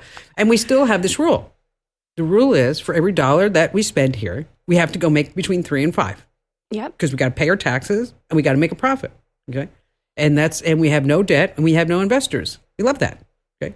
Hey, yeah. And so as a small business owner, every dollar counts, right? Oh, absolutely. And you sent an email, I think this was yesterday, and this is kind of what got my mind going. Amber, who's our HR director of finance, she does everything here, right? Yes. So this woman is incredible, let me just say. Say your car insurance rates got raised, Amber's the person you want to call them and tear them a new one, but very kindly, very politely, very professionally. Very stern, yes. Very stern, yes. So she sent an email about a contract that was renewing, something that we have to pay a lot of money for. And Kim, you responded, your whole email just said, Amber, can you get a discount? Thanks. And the confidence with which you said that, because she can. She's so good at this stuff. So okay, well, we have to back up though. Okay. Yeah. In the guy's email, he said that we haven't had a price increase for over 10 years. Okay. And he raised us by $95 a month. Yeah. Okay. So now I just gave her the challenge after he says he hasn't raised us for 10 years to go get a discount. This is going to be a tough one. It is, but she's going to do it. I know she can. She will do it. We should give an update on this later. But so I sat down with Amber and said, okay, Amber, you're the pro here. You know exactly what you're doing. How do you save so much money on all this stuff we have to pay for? And she had some really good little tips. First, if you don't ask, you won't get it, right? So when you are signing up for anything new, especially if it's a recurring service, say, hey, I have a small business. Is there anything you can do for me on the price? And they probably will. Even if they don't have an official small business discount, just because you asked, they'll probably give you a discount on it. And also a new client discount. Absolutely. And especially like if you need to go to an accountant or a lawyer, new client discount, please. There you go. Go to the website a few times. So if this is something that you're going to sign up for online, because some things you do, right? Go to the site, start the process, put in your email address, don't finish it. You're going to get an email probably that has either a code for, hey, you can get 10% off if you use this and sign up right now. Maybe somebody will call you and say, hey, we noticed you didn't finish checking out. Anything wrong? Yeah, it was just a little bit too expensive. Great. Now you got yourself a discount on that. This works with a lot of things too. Like if you want to buy something online and you're like, I don't know, go through the checkout, don't finish. Like 50% of the time you'll get a coupon code. Oh, personal creations every time. There you go. Every time. Go with the old, we have been a client for this many years. We're one of your best, your biggest, your kindest, here's what we add to the community. Like tell them a little bit about you, right? Make yourself, sell your worth. Why do they want to keep you as a client? We do that all the time. And of course it's easy here because, Kim's on all these radio stations. You've got a really big reach, Kim, but think about you and your local business. You probably have a really big reach in your community too. So use that to your advantage. Of course, and can always throw in the inflation card. Oh, that's a good one. Our costs are going up too. Yeah. And I don't know about you, but our website's traffic is going, you just tell them the story. Okay. Say here's what it is. Yeah. Well, and think about it. They have this built into their budgets, right? That they are going to give some people discounts. They just do. And so that could be you if you know the words to say and you know what to ask for. Now, when I was talking to Amber, I said something about, okay, so what do you say to a customer service person when you want to get to a manager or something? And she said, Allie, I don't start with a customer service person. I never do that. I start from the top. So that's one of Amber's tricks too. So if you have your own account rep, great. Start with that person. They probably already know you, probably already like you because you're very nice to all your vendors, right? But if not, okay, find somebody high up at that company that you can connect with. Start there. And they're going to get the ball rolling. Somebody at the very bottom of the totem pole, you're going to get stuck on hold forever. Now, you know what? We put this web address link in a newsletter recently, Yeah. and I put in there, I said, you ought to bookmark this. Everybody should bookmark this. This Elliott.org. Oh, it's so cool. I mean, the guy has all the phone numbers, has everything. I mean, contact, whatever it may be. And that's where you can go ahead and start at the top. Absolutely, yes. So it's contact information for, really any kind of big business you could imagine that you need help and you need to reach a real person. So yeah, I would say get on the phone. You're going to have a better chance there than if, you're just going back and forth through email. You're going to get stuck in like a ticketing queue. That's just a pain. Find a phone number, find a real person, and that's going to be your best bet. And then you plead your case. All right. So if you're not already getting our newsletter, make sure that you sign up right now over at getkim.com, because these are the type of great tips that we pass along time and time and time and time again, like every single day. Okay. You're going to love it. We have a rating. I don't know if you saw this, Al. We have over 223,000 thumbs ups. Oh, I sure saw it. Okay. Come on, people. So good. What are you waiting for? That's getkim.com. Allie, thanks for being here. Thank you, Kim. All right, still to come, we have more of your phone calls and all your questions. And also later on, you're not going to want to miss this. If you have a certain expertise, did you know that you can go online and make money just by answering other people's questions? Yeah, you can do that. One guy I spoke to is making a couple of $100,000 a year. He actually quit his full-time job. Anyway, that's still to come. And right now, let's talk a little bit about your business. Hey, listen, us small business owners, we juggle a lot. We're a negotiator, we're a seller, we're a social media marketing company. Now, posting on social doesn't have to eat up all your time. That's why you want to start using a social media management tool. It lets you schedule your posts ahead of time on all the sites at once, from Facebook to X to Instagram to Pinterest, wherever you're going. No more hopping from site to site to post or see how things are going. You also get feedback on how you're doing. A couple of big names for you to use is Hootsuite or Later. Now, Hootsuite's great if you need to manage a lot of posts and get detailed insights on how they're doing. Now, Later's calendar is prime for those of you who are focusing on visual content like videos and pictures. Both offer AI tools. They also have free trials so you can see which one that you like the best. Again, that's Hootsuite or Later. All right, still to come, how you can make money online by answering questions here on the Kim Komando Show. All right, Joan in Marquette, Michigan. Hi there, Joan. Hi. Welcome. What's going on? I'm concerned about the Temu app. Okay. It's called. When I read on your website, it said it gets your name, address, phone number, birthday photos, IP address, GPS location, browsing. It goes on and on. Yeah, it does. It's pronounced Temu, by the way. Oh, okay. That's all right. It's called Temu, and it collects a lot of information. They say that the company's based in Boston by PTT Holdings, which is really headquartered in China. So everything's going back to China. And it's also part of a whole e-commerce platform called Pinduoduo.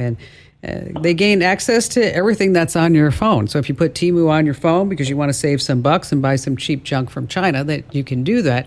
But just know that you're giving up your voice print, your face print, text messages, your photos, your IP address. Yeah, I read contacts. all that in your letter. I read all of it. So what do I do now? Did you delete the app? Yes. Okay. So once you delete the app, you may think okay, I'm done. That China has everything that they have, and I don't have to worry about it again. But if there's one thing that we know about dealing with the Chinese government, is that they can't be trusted, correct? Okay. Yes. So even though you deleted the Temu app from your phone, and you think that you totally removed it, and I know it's a big royal pain in the butt to do this, but you really need to do a whole factory reset because you don't really know. I don't really know. I don't even know if Apple really knows if, in fact, everything is truly removed off of that phone when you remove the app. Because, again, we're dealing with communist China. We're dealing with enemies of the United States of America. So once you put this Temu app on your phone, everything's all gone and you remove it. But who's to say that the Chinese didn't leave a little something behind so that this way they could keep that little track and going, which I believe that they probably would. Okay, so that's why I know it's a pain to back up your phone, make a full backup so this way you can restore it, and you want to do a full factory reset. So this way we're just going to wipe everything out, but you can still get back your photos and your videos and good stuff like that when you sync up to the cloud. And if you need help on doing a factory reset, we have the steps over at komando.com. With a K, of course, that's komando.com. Hey, back to the phones we go with Rob in Indianapolis. Hey there, Rob. Hi, Kim. How you doing? Great. What's going on? Hey, first of all, I want to say I've listened to you when I can for probably decades. I don't know how long you've been on the air, as long as I can remember, and I really appreciate everything you do for us. Thank you. Oh, my pleasure. Yeah, well, I've gotten to know some friends on some apps in other countries, and we don't have enough of a common language. But the apps we use have text translation during a video call. Mm-hmm. And we kind of like to get away from that because they're kind of pay per minute and like to get to something where we don't quite have, we want to save money. And I'm wondering if there's a video call app that has at least text translation available. Well, probably the best text translator out there in the entire universe is Google Translate. Yep. And, you can use that with Google Meet for your video calls. It is free. And basically, you're going to get the Google Translate app, iOS, Android, whichever team that you're on. Select the language. And then there's a camera icon. And that's, of course, for if something like you're going to use a picture for, which is not in your case, but just don't want to pass that along. But then there's also a button that says transcribe. And that's for real-time spoken word translation. So you can use the camera, as I mentioned, to capture the text on the screen, but you're going to use transcribe because that's going to provide some real-time translation of the conversation. It's a really great thing that you're doing, and it's kind of so futuristic, Star Trek, when you start thinking about it, that we could be having a conversation, and then right next to it in the window shows the full conversation going back and forth in English and whatever language, really any language in the world that you want to think about is available through Google Translate. And I know there are other translation programs, but Google Translate, it does work side by side Google Meet. So if you're going to be doing video calls, just seems like a natural match for that. And Rob, thank you for your call today. Hey, are you that go-to person everyone relies on when they need advice? So whether it's home repairs, troubleshooting issues, or maybe just American history is your expertise, it may be worth more than you think. There are websites like justanswer.com. Take Chris Pyle. He told CNBC that he left his $75,000 a year mechanic and engine repair job at Ford to answer questions only on Just Answer. Now he's making $170,000 a year, bought an RV, works out of his house, and he's building another house. Okay, you can check it out at justanswer.com. And don't forget to enter to win that brand new iPhone 16 at winfromkim.com.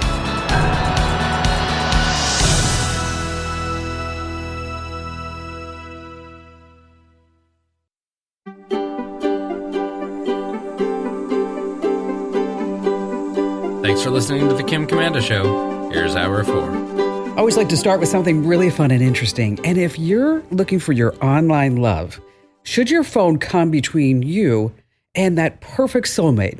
Well, if you're on Team iPhone, it might be more than you think.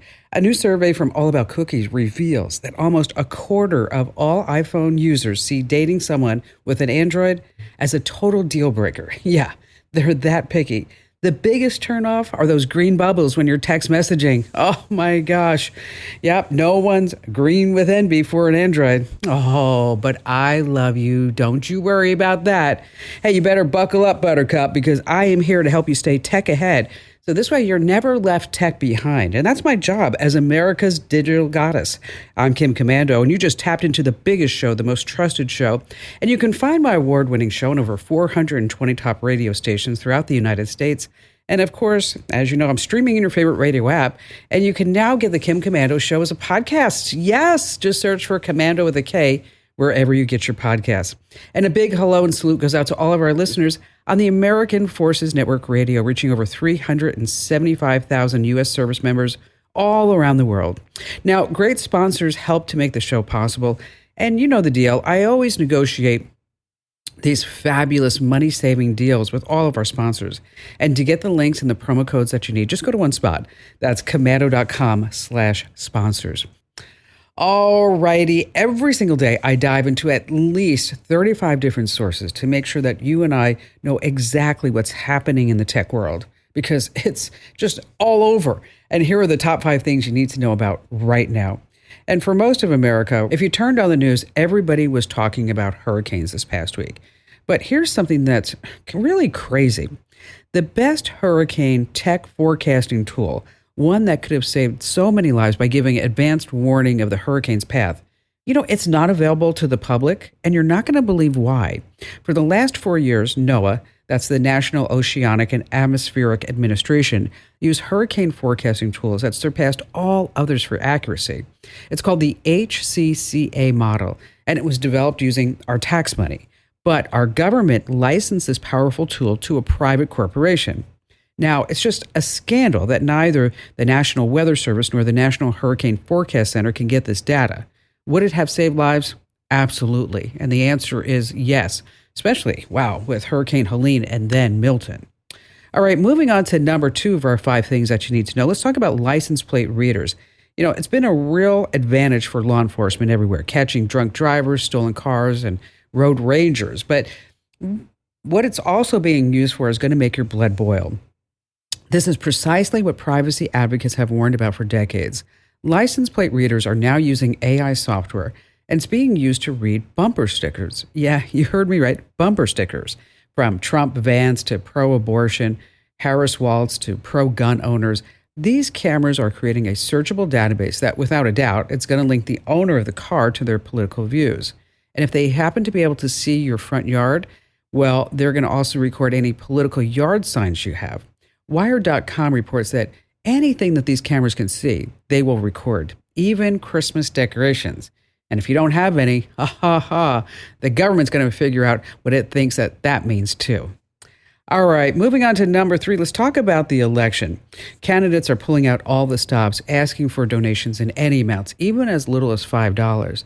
And that means that the scammers, they're just working overtime. I cannot stress this enough. This election runs on raw emotion. Campaign money is the name of the game. It's not just the White House, it's also the Congress, the House, the Senate. Gubernatorial races and local races are all clawing for cash. Big money's being raised on social media with fake news. Emotional headlines like, election may be canceled, non-citizens get to vote. Okay, never give money to any links from any social media stories. In fact, try not to click any links at all. You don't want to donate with a check or a debit card. Never donate over the phone. Just go to the candidate's real website. All right, moving on to number 4, let's talk about 23andMe. Wow, the company's stock has tanked. The entire board has resigned. The CEO says, I think we need to sell the company. So if you shared your DNA with 23andMe, you really need to listen up, because this means that your genetic info could be up for sale too. And you don't really know who's going to have their hands in it. I mean, insurance companies, pharmaceutical giants, bankruptcy courts. I hate to hit you when it hurts, but if you shared your DNA, you also don't know what hackers may have done with it. And you cannot stop it from being sold. So head into your account settings now, look for delete your data under 23andMe data, and just remove it before it's too late. I know your DNA is already out there, okay, but let's make sure that it doesn't get sold 10 times over from here. All right, moving on to number 5. When you order a drink, you like it because, you know that it's mixed by a real human, and you can have this great conversations with the bartender. Well, now comes the robotic bartender. Okay, there's no question we're all about to see a revolutionary change behind the bar. Artificial intelligence robotic bartenders are already being mass produced, and they are for sale. They have names like Kime, that's Kime. It's a humanoid bartending kiosk that hears your order, mixes it in seconds, works around the clock, and get this, never wants a tip. Companies like Truebird and Bear Robotics are just rolling out with competing models. Now, the larger bars were the first to start saving money because what? Yeah, exact pours and measurements. So it's not like, hey, I think it was a little light over here. No, you got your 1 ounce, you got your 2 ounce, and that's it. And coming next, replacing coffee baristas. And so while AI may one day take over the world, it's starting at the corner bar. And soon it's going to be your yoga class. Yes, your yoga class. No, I didn't say I'll have a glass. Hey, you better have your thinking cap on because let me tell you, this show is totally jam-packed.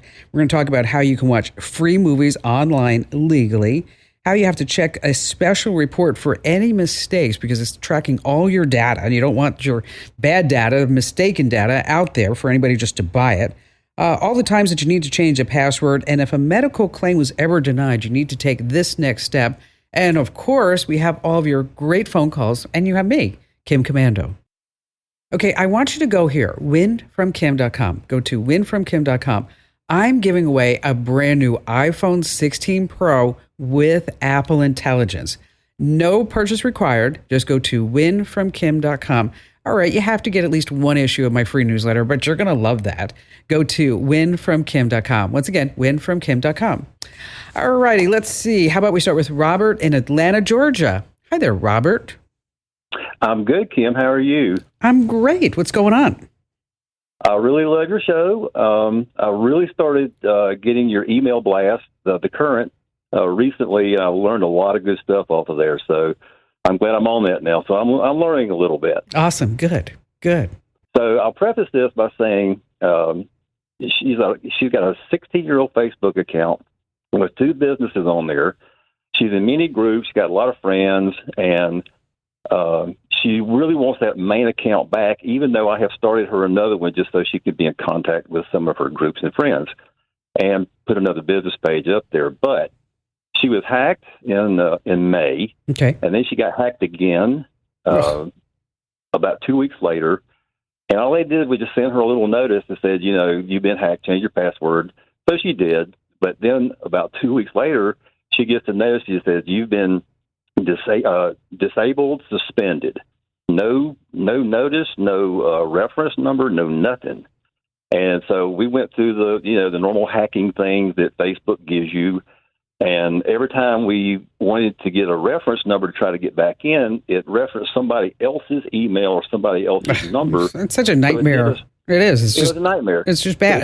And they just don't care. They don't care. They don't care. So anyway, I couldn't go there. So I noticed that when I tried to sign in with Google, it would give you a reference. It would give you an email or a phone number. So I got on her Google and put my phone number and my email as her restore sources. And lo and behold, I was able to log in with Google, and my number came up. I was able to get in. I said, hallelujah, I'm there. But lo and behold, I get on the Facebook account, and it's some Nigerian lady with 4,000 followers. I don't know these people.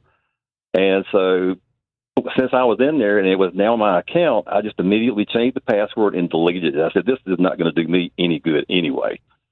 But she still has an account floating out there because when I put in her previous password and her email address, it said your account is disabled.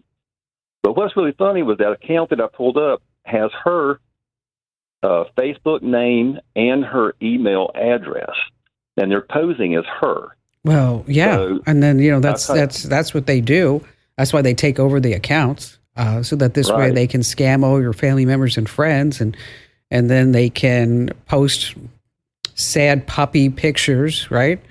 Yeah. And they can get everybody to comment on it and how horrible it is that this puppy is being abused, and Right. and then when they get enough of that, then they change the link to be some site that looks like it's a Facebook login, and then they're going to steal from you again. I mean, this is in Right. Facebook. I just don't understand it, that this is a public company with shareholders, but they just don't care about their customers being you or anybody else that gets hacked. They say, well, we just have too many. We can't do it. Right. You know, so as far as to get the account back, was this by chance a business page? Well, they wiped out everything. They took her personal and her 2 business accounts, which were, like I said, we're going to restart those back on another. But another thing I meant to mention was when I got that hacked account to come up, I was an idiot and hired this guy who said he could restore our account. And so if you go to Facebook and type in "restore my hacked account," don't do it. They're just going to take you for money. Yeah, but on the hacked account, his name was all over. Please call this guy. He's going to help you out. I was like, my gosh, he's part of it. And so my last thing I'm on now is the oversight board.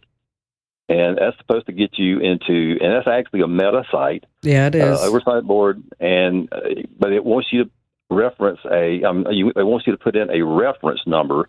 And we never got a reference number. So that's where I am now. Might have some insight. Yeah, it is a complete nightmare. It is. Okay. There is no magic bullet to get Facebook support. Anybody who says that like you did, you got taken on it. How much did you give the guy? I'm embarrassed to say, but it's about $1,500. Oh, ouch. It's a lot. Yeah, he kept on coming and kept on coming. I know he has some kind of fake program, and it looks so official. He says, I'm doing this, I'm entering this, and I need this to do this. And I should know better. I'm not an idiot. But it looks so real. And so I need $300 for this.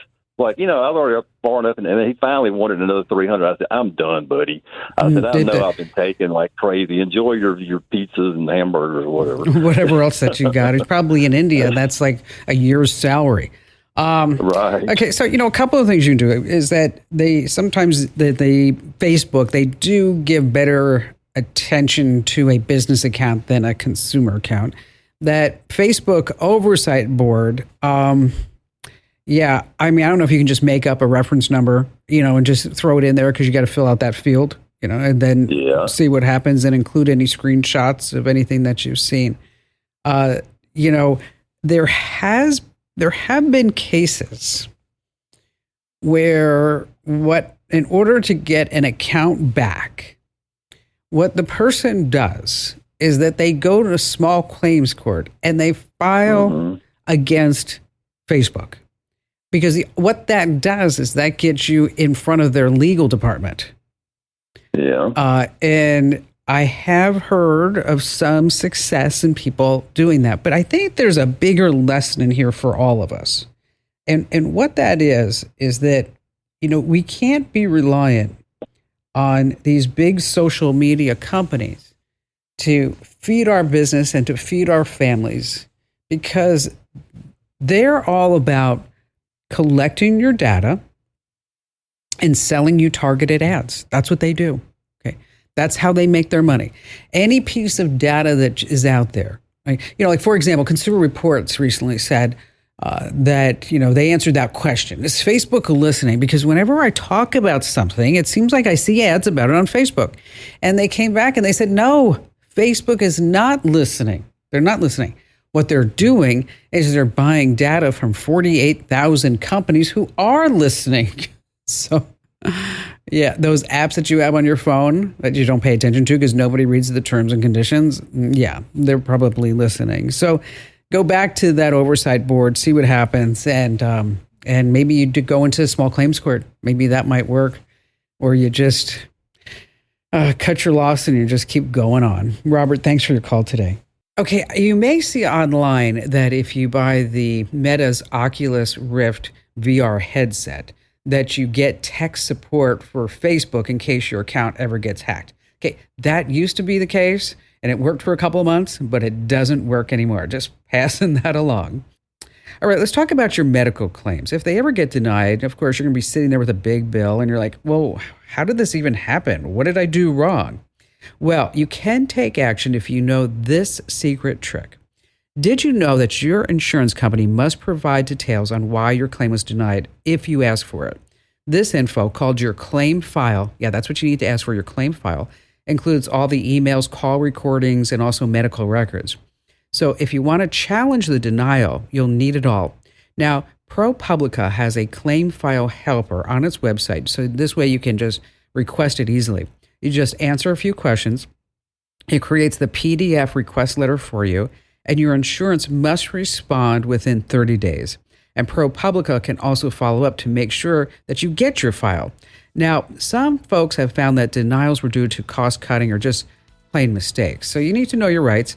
Visit projects.propublica.org. Once again, that's projects.propublica.org.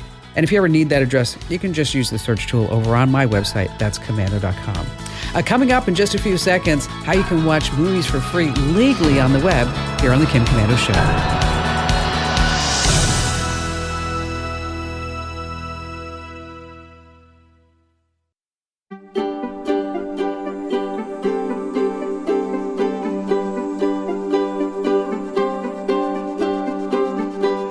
So I'm going to tell you about this website that you need to go to, where you are going to request a report of everything that they know about you, and then you can scan it for mistakes. And the report comes to you by the mail. Okay, when I got my report the other day, oh my gosh, it was over 40 pages. Wow, 40 pages. That's coming up in just a few seconds.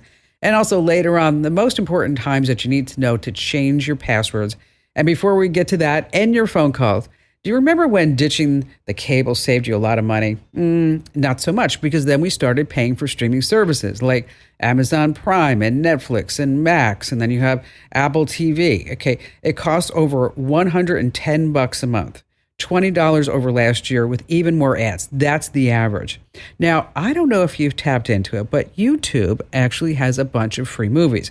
It has a dedicated channel that updates its selection every single month. I mean, it's not the latest movies, but you do have great things like Vertigo, The Life of Pi, The Truman Show, LA Confidential. It's all there for free. Okay, you do need to see some ads, but if you go to YouTube, find the YouTube Movies and TV channel, and then select free with ads. But there's also public domain movies on YouTube too. So this way you can binge watch without subscribing to any more streaming services because it's so annoying, isn't it? Wow. Craig in Lebanon, Tennessee. Hi there, Craig. Glad to have you with us today. Well, had a little incident at Mass a few weeks ago. My daughter had her backpack stolen out of the back of my truck. They got about other 12 people in the parking lot while we were all in church. And That's awful. I know. That's just awful. Yeah, they stole a phone from a blind man, so you can tell there's some karma coming around at some point. Yeah, I sure hope so. Yeah. So anyway, my daughter had a MacBook Air, and her mother was able to get that locked down, and she had AirPods and some other stuff in there along with her books. She decided I was going to replace everything, so she decided she wanted to go the PC route. So we got a Surface 5 and got enough memory and storage and everything on there to get her through, hopefully, to college. She's 15 now. And the things that I normally get done, you get the Geek Squad to do that and got all that done. But there were three things I wanted to make sure that because of this incident that we don't have that happen again. The first one being I wanted to make sure that there was a way that I could put either an app on there or something where we could remotely lock it down if something like that were to happen again, because I'd love to just make it a brick, and that way they can't do anything with it but sell it for parts. I want to also, because she lost, she's been putting her notes in that she had to go back and get for a month now, that trying to get those back in. So I want to be able to get a backup. Now, she's got OneDrive, so when she's using the Office 365 apps, she can get those backed up. But I'm thinking for anything else, I've got Carbonite on mine and the iDrive on my dad's. And would that be better than putting on maybe an external hard drive and having her, keep that because, she'll be... Okay, well, let's just stop right there, Craig. Before you go through all three, let's just go one by one, okay? As far as the tracking and remote wipe software on the MacBook, I mean, yeah, it's fabulous. You just hit one button and it's like, poof, everything's gone. A similar option is called Prey, Prey. And it's at preyproject.com. It's free for up to 3 devices. Oh, perfect. And that includes both tracking and remote wipe features. So again, you're going to use Pray Project. It's been around for a long time. Let's move on to the cloud backup.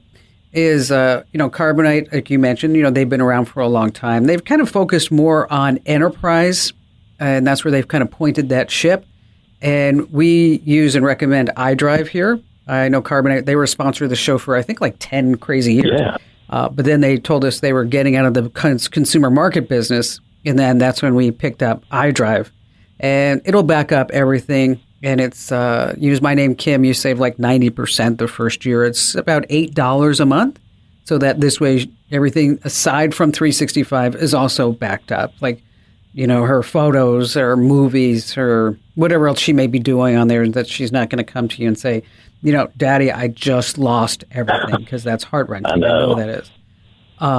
And so, okay, so those two. Then you had a third one. Yeah, no. Did you just say that that Pray that also has GPS tracking? It does. Because my thinking is if it's a software operated, that they would have to turn the machine on, and then I might get a blip. But I didn't know whether I needed to find something that was similar to a LoJack, where they don't have to do anything but just have it in their hand and I can find them. Well, it is software related. You can always put on something like a GPS tracker on it. You can actually get some type of laptop case and put a tile, or she has an iPhone and an AirTag attached to it.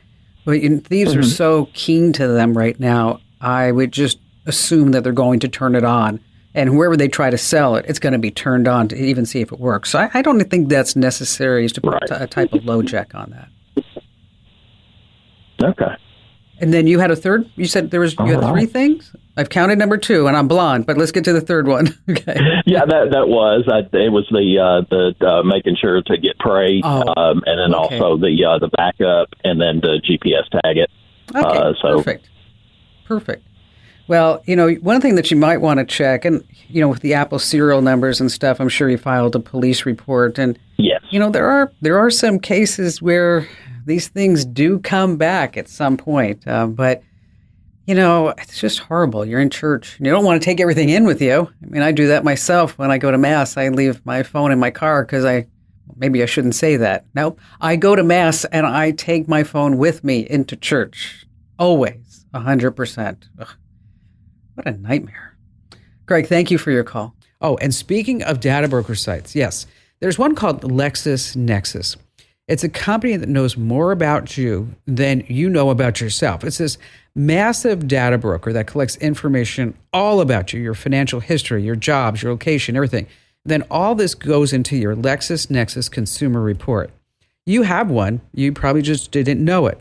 So who's interested in buying this information? Just like I mentioned before, these background check companies, employers, insurance agencies, even the government. Now, LexisNexis data is used to decide if someone wants to hire you, insure you, or lend you money. And yes, all this is legal. So what you'll want to do is head to the LexisNexis Consumer Center website. You fill out a form. They will need your social security number and your date of birth. Then when you get your report by U.S. mail, I want you to read it super carefully, because there's a mistake, you can file a dispute. Once again, that's the LexisNexis Consumer Center website. If you need the address, just go to komando.com. That's KOMANDO.com. All right, still to come, we have more of your phone calls, as well as the most important times that you need to change a password here on the Kim Komando Show.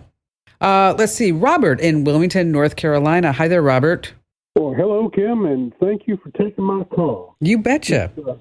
Hey, my item today is this letter that I got. I hope you got a copy of it, from this company that calls itself Change Healthcare, and its letter gives a post office box of West Sacramento, California, and it says, "We're sorry to tell you about a privacy event.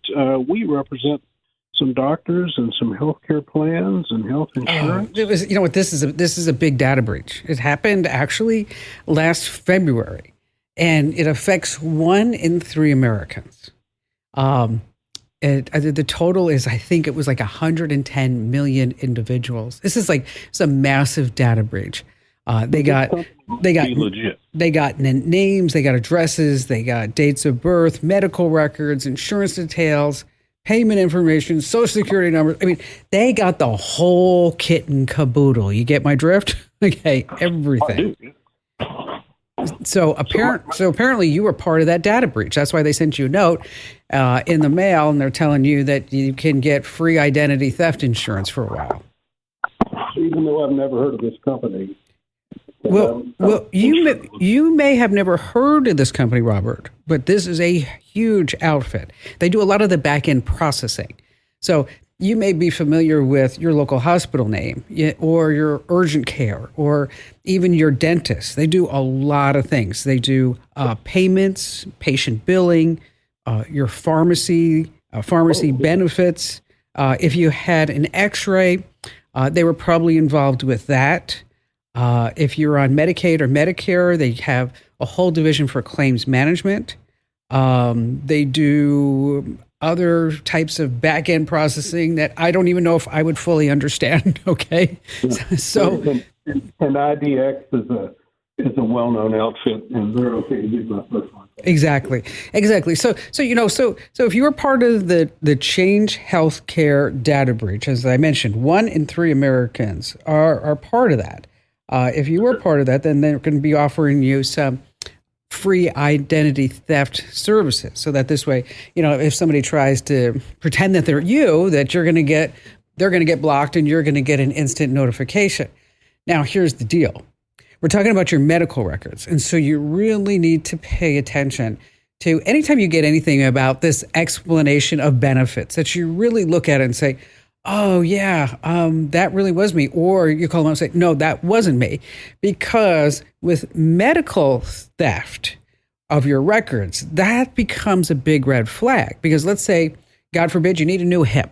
So you go to the doctor and they say, you know what, we got to make sure that this is going to be covered by insurance before we move forward.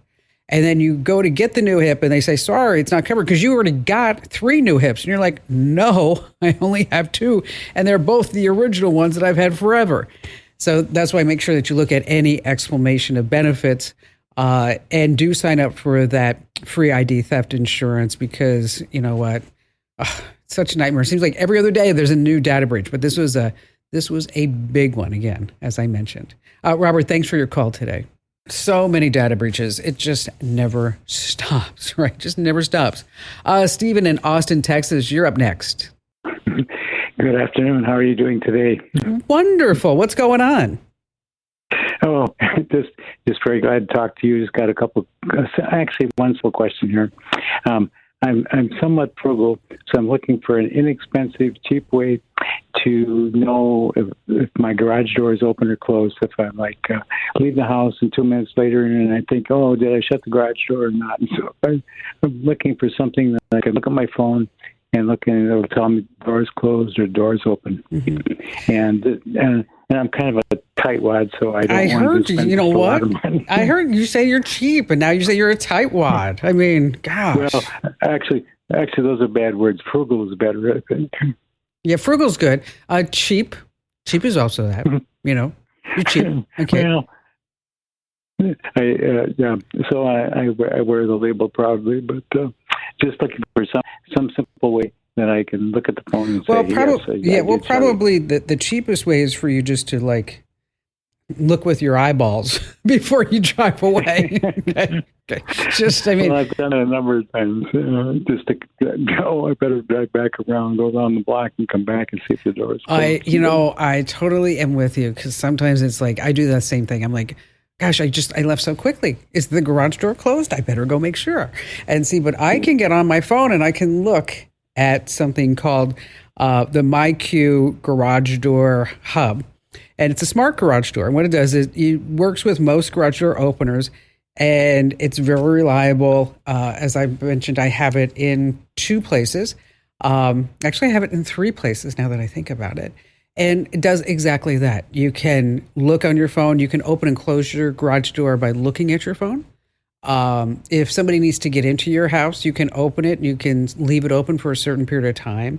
You could give them a unique code. I mean, it really is something that's, if you are looking to have a smart garage door. How often did you ever think, like you'd say, like, I really want a smart garage door? Okay.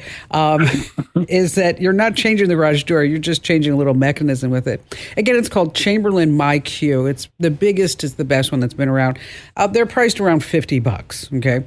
So it's something you put on the garage door per se, and then but it will transmit to your own open or closed. Yes, exactly. And exactly. It's really a piece of cake to put in. You could also get a cheap camera if that's what you wanted to. There's a company called Wyze. That's WYZE. Okay, if you're looking for a cheap camera that doesn't do a lot, but that you can just look at it and see exactly if the doors opens or closed, that's probably the cheapest one out there. It has night vision built in, and you can also stream it live to your phone using the Wyze app. You can find them on Amazon for about $35. But I'm telling you, the MyQ garage door system is pretty sweet. Hey, by the way, if you're just too shy to come on a big-time radio show and podcast, I still want to get your questions. Absolutely. If you go to komando.com and hit that link that says Ask Kim, that's where you can drop me a note, and I read every single note that you send me. That's komando.com/askkim. And I know you want to send me DMs all over social media and comments all over social media, but you know what? This is the best place to go. Komando.com, and then there's a link at the top that says Ask Kim. I read every single note that you guys and gals send me. And by the way, if you ever want to send me a voice memo, don't be sending me an email. Okay, this is just for voice memos. Is that you can record a voice memo on your phone and then send it to me. I'll play it here on the show. And you send that to podcast with an S, podcasts@komando.com. Once again, that's podcasts@komando.com. I know it. Passwords are a royal pain. Okay, make an easy one you can remember, you're going to get hacked. Make a long one that you can't remember so you don't get hacked, and then you don't remember it. Okay, so here are 4 times that you have to change your passwords in case you do get hacked. Number 1, let's say your username and password was exposed in any data breach. You need to change it. Okay. Next, you get a text from someone that is trying to access your account with a 2-factor authentication code. Change your password.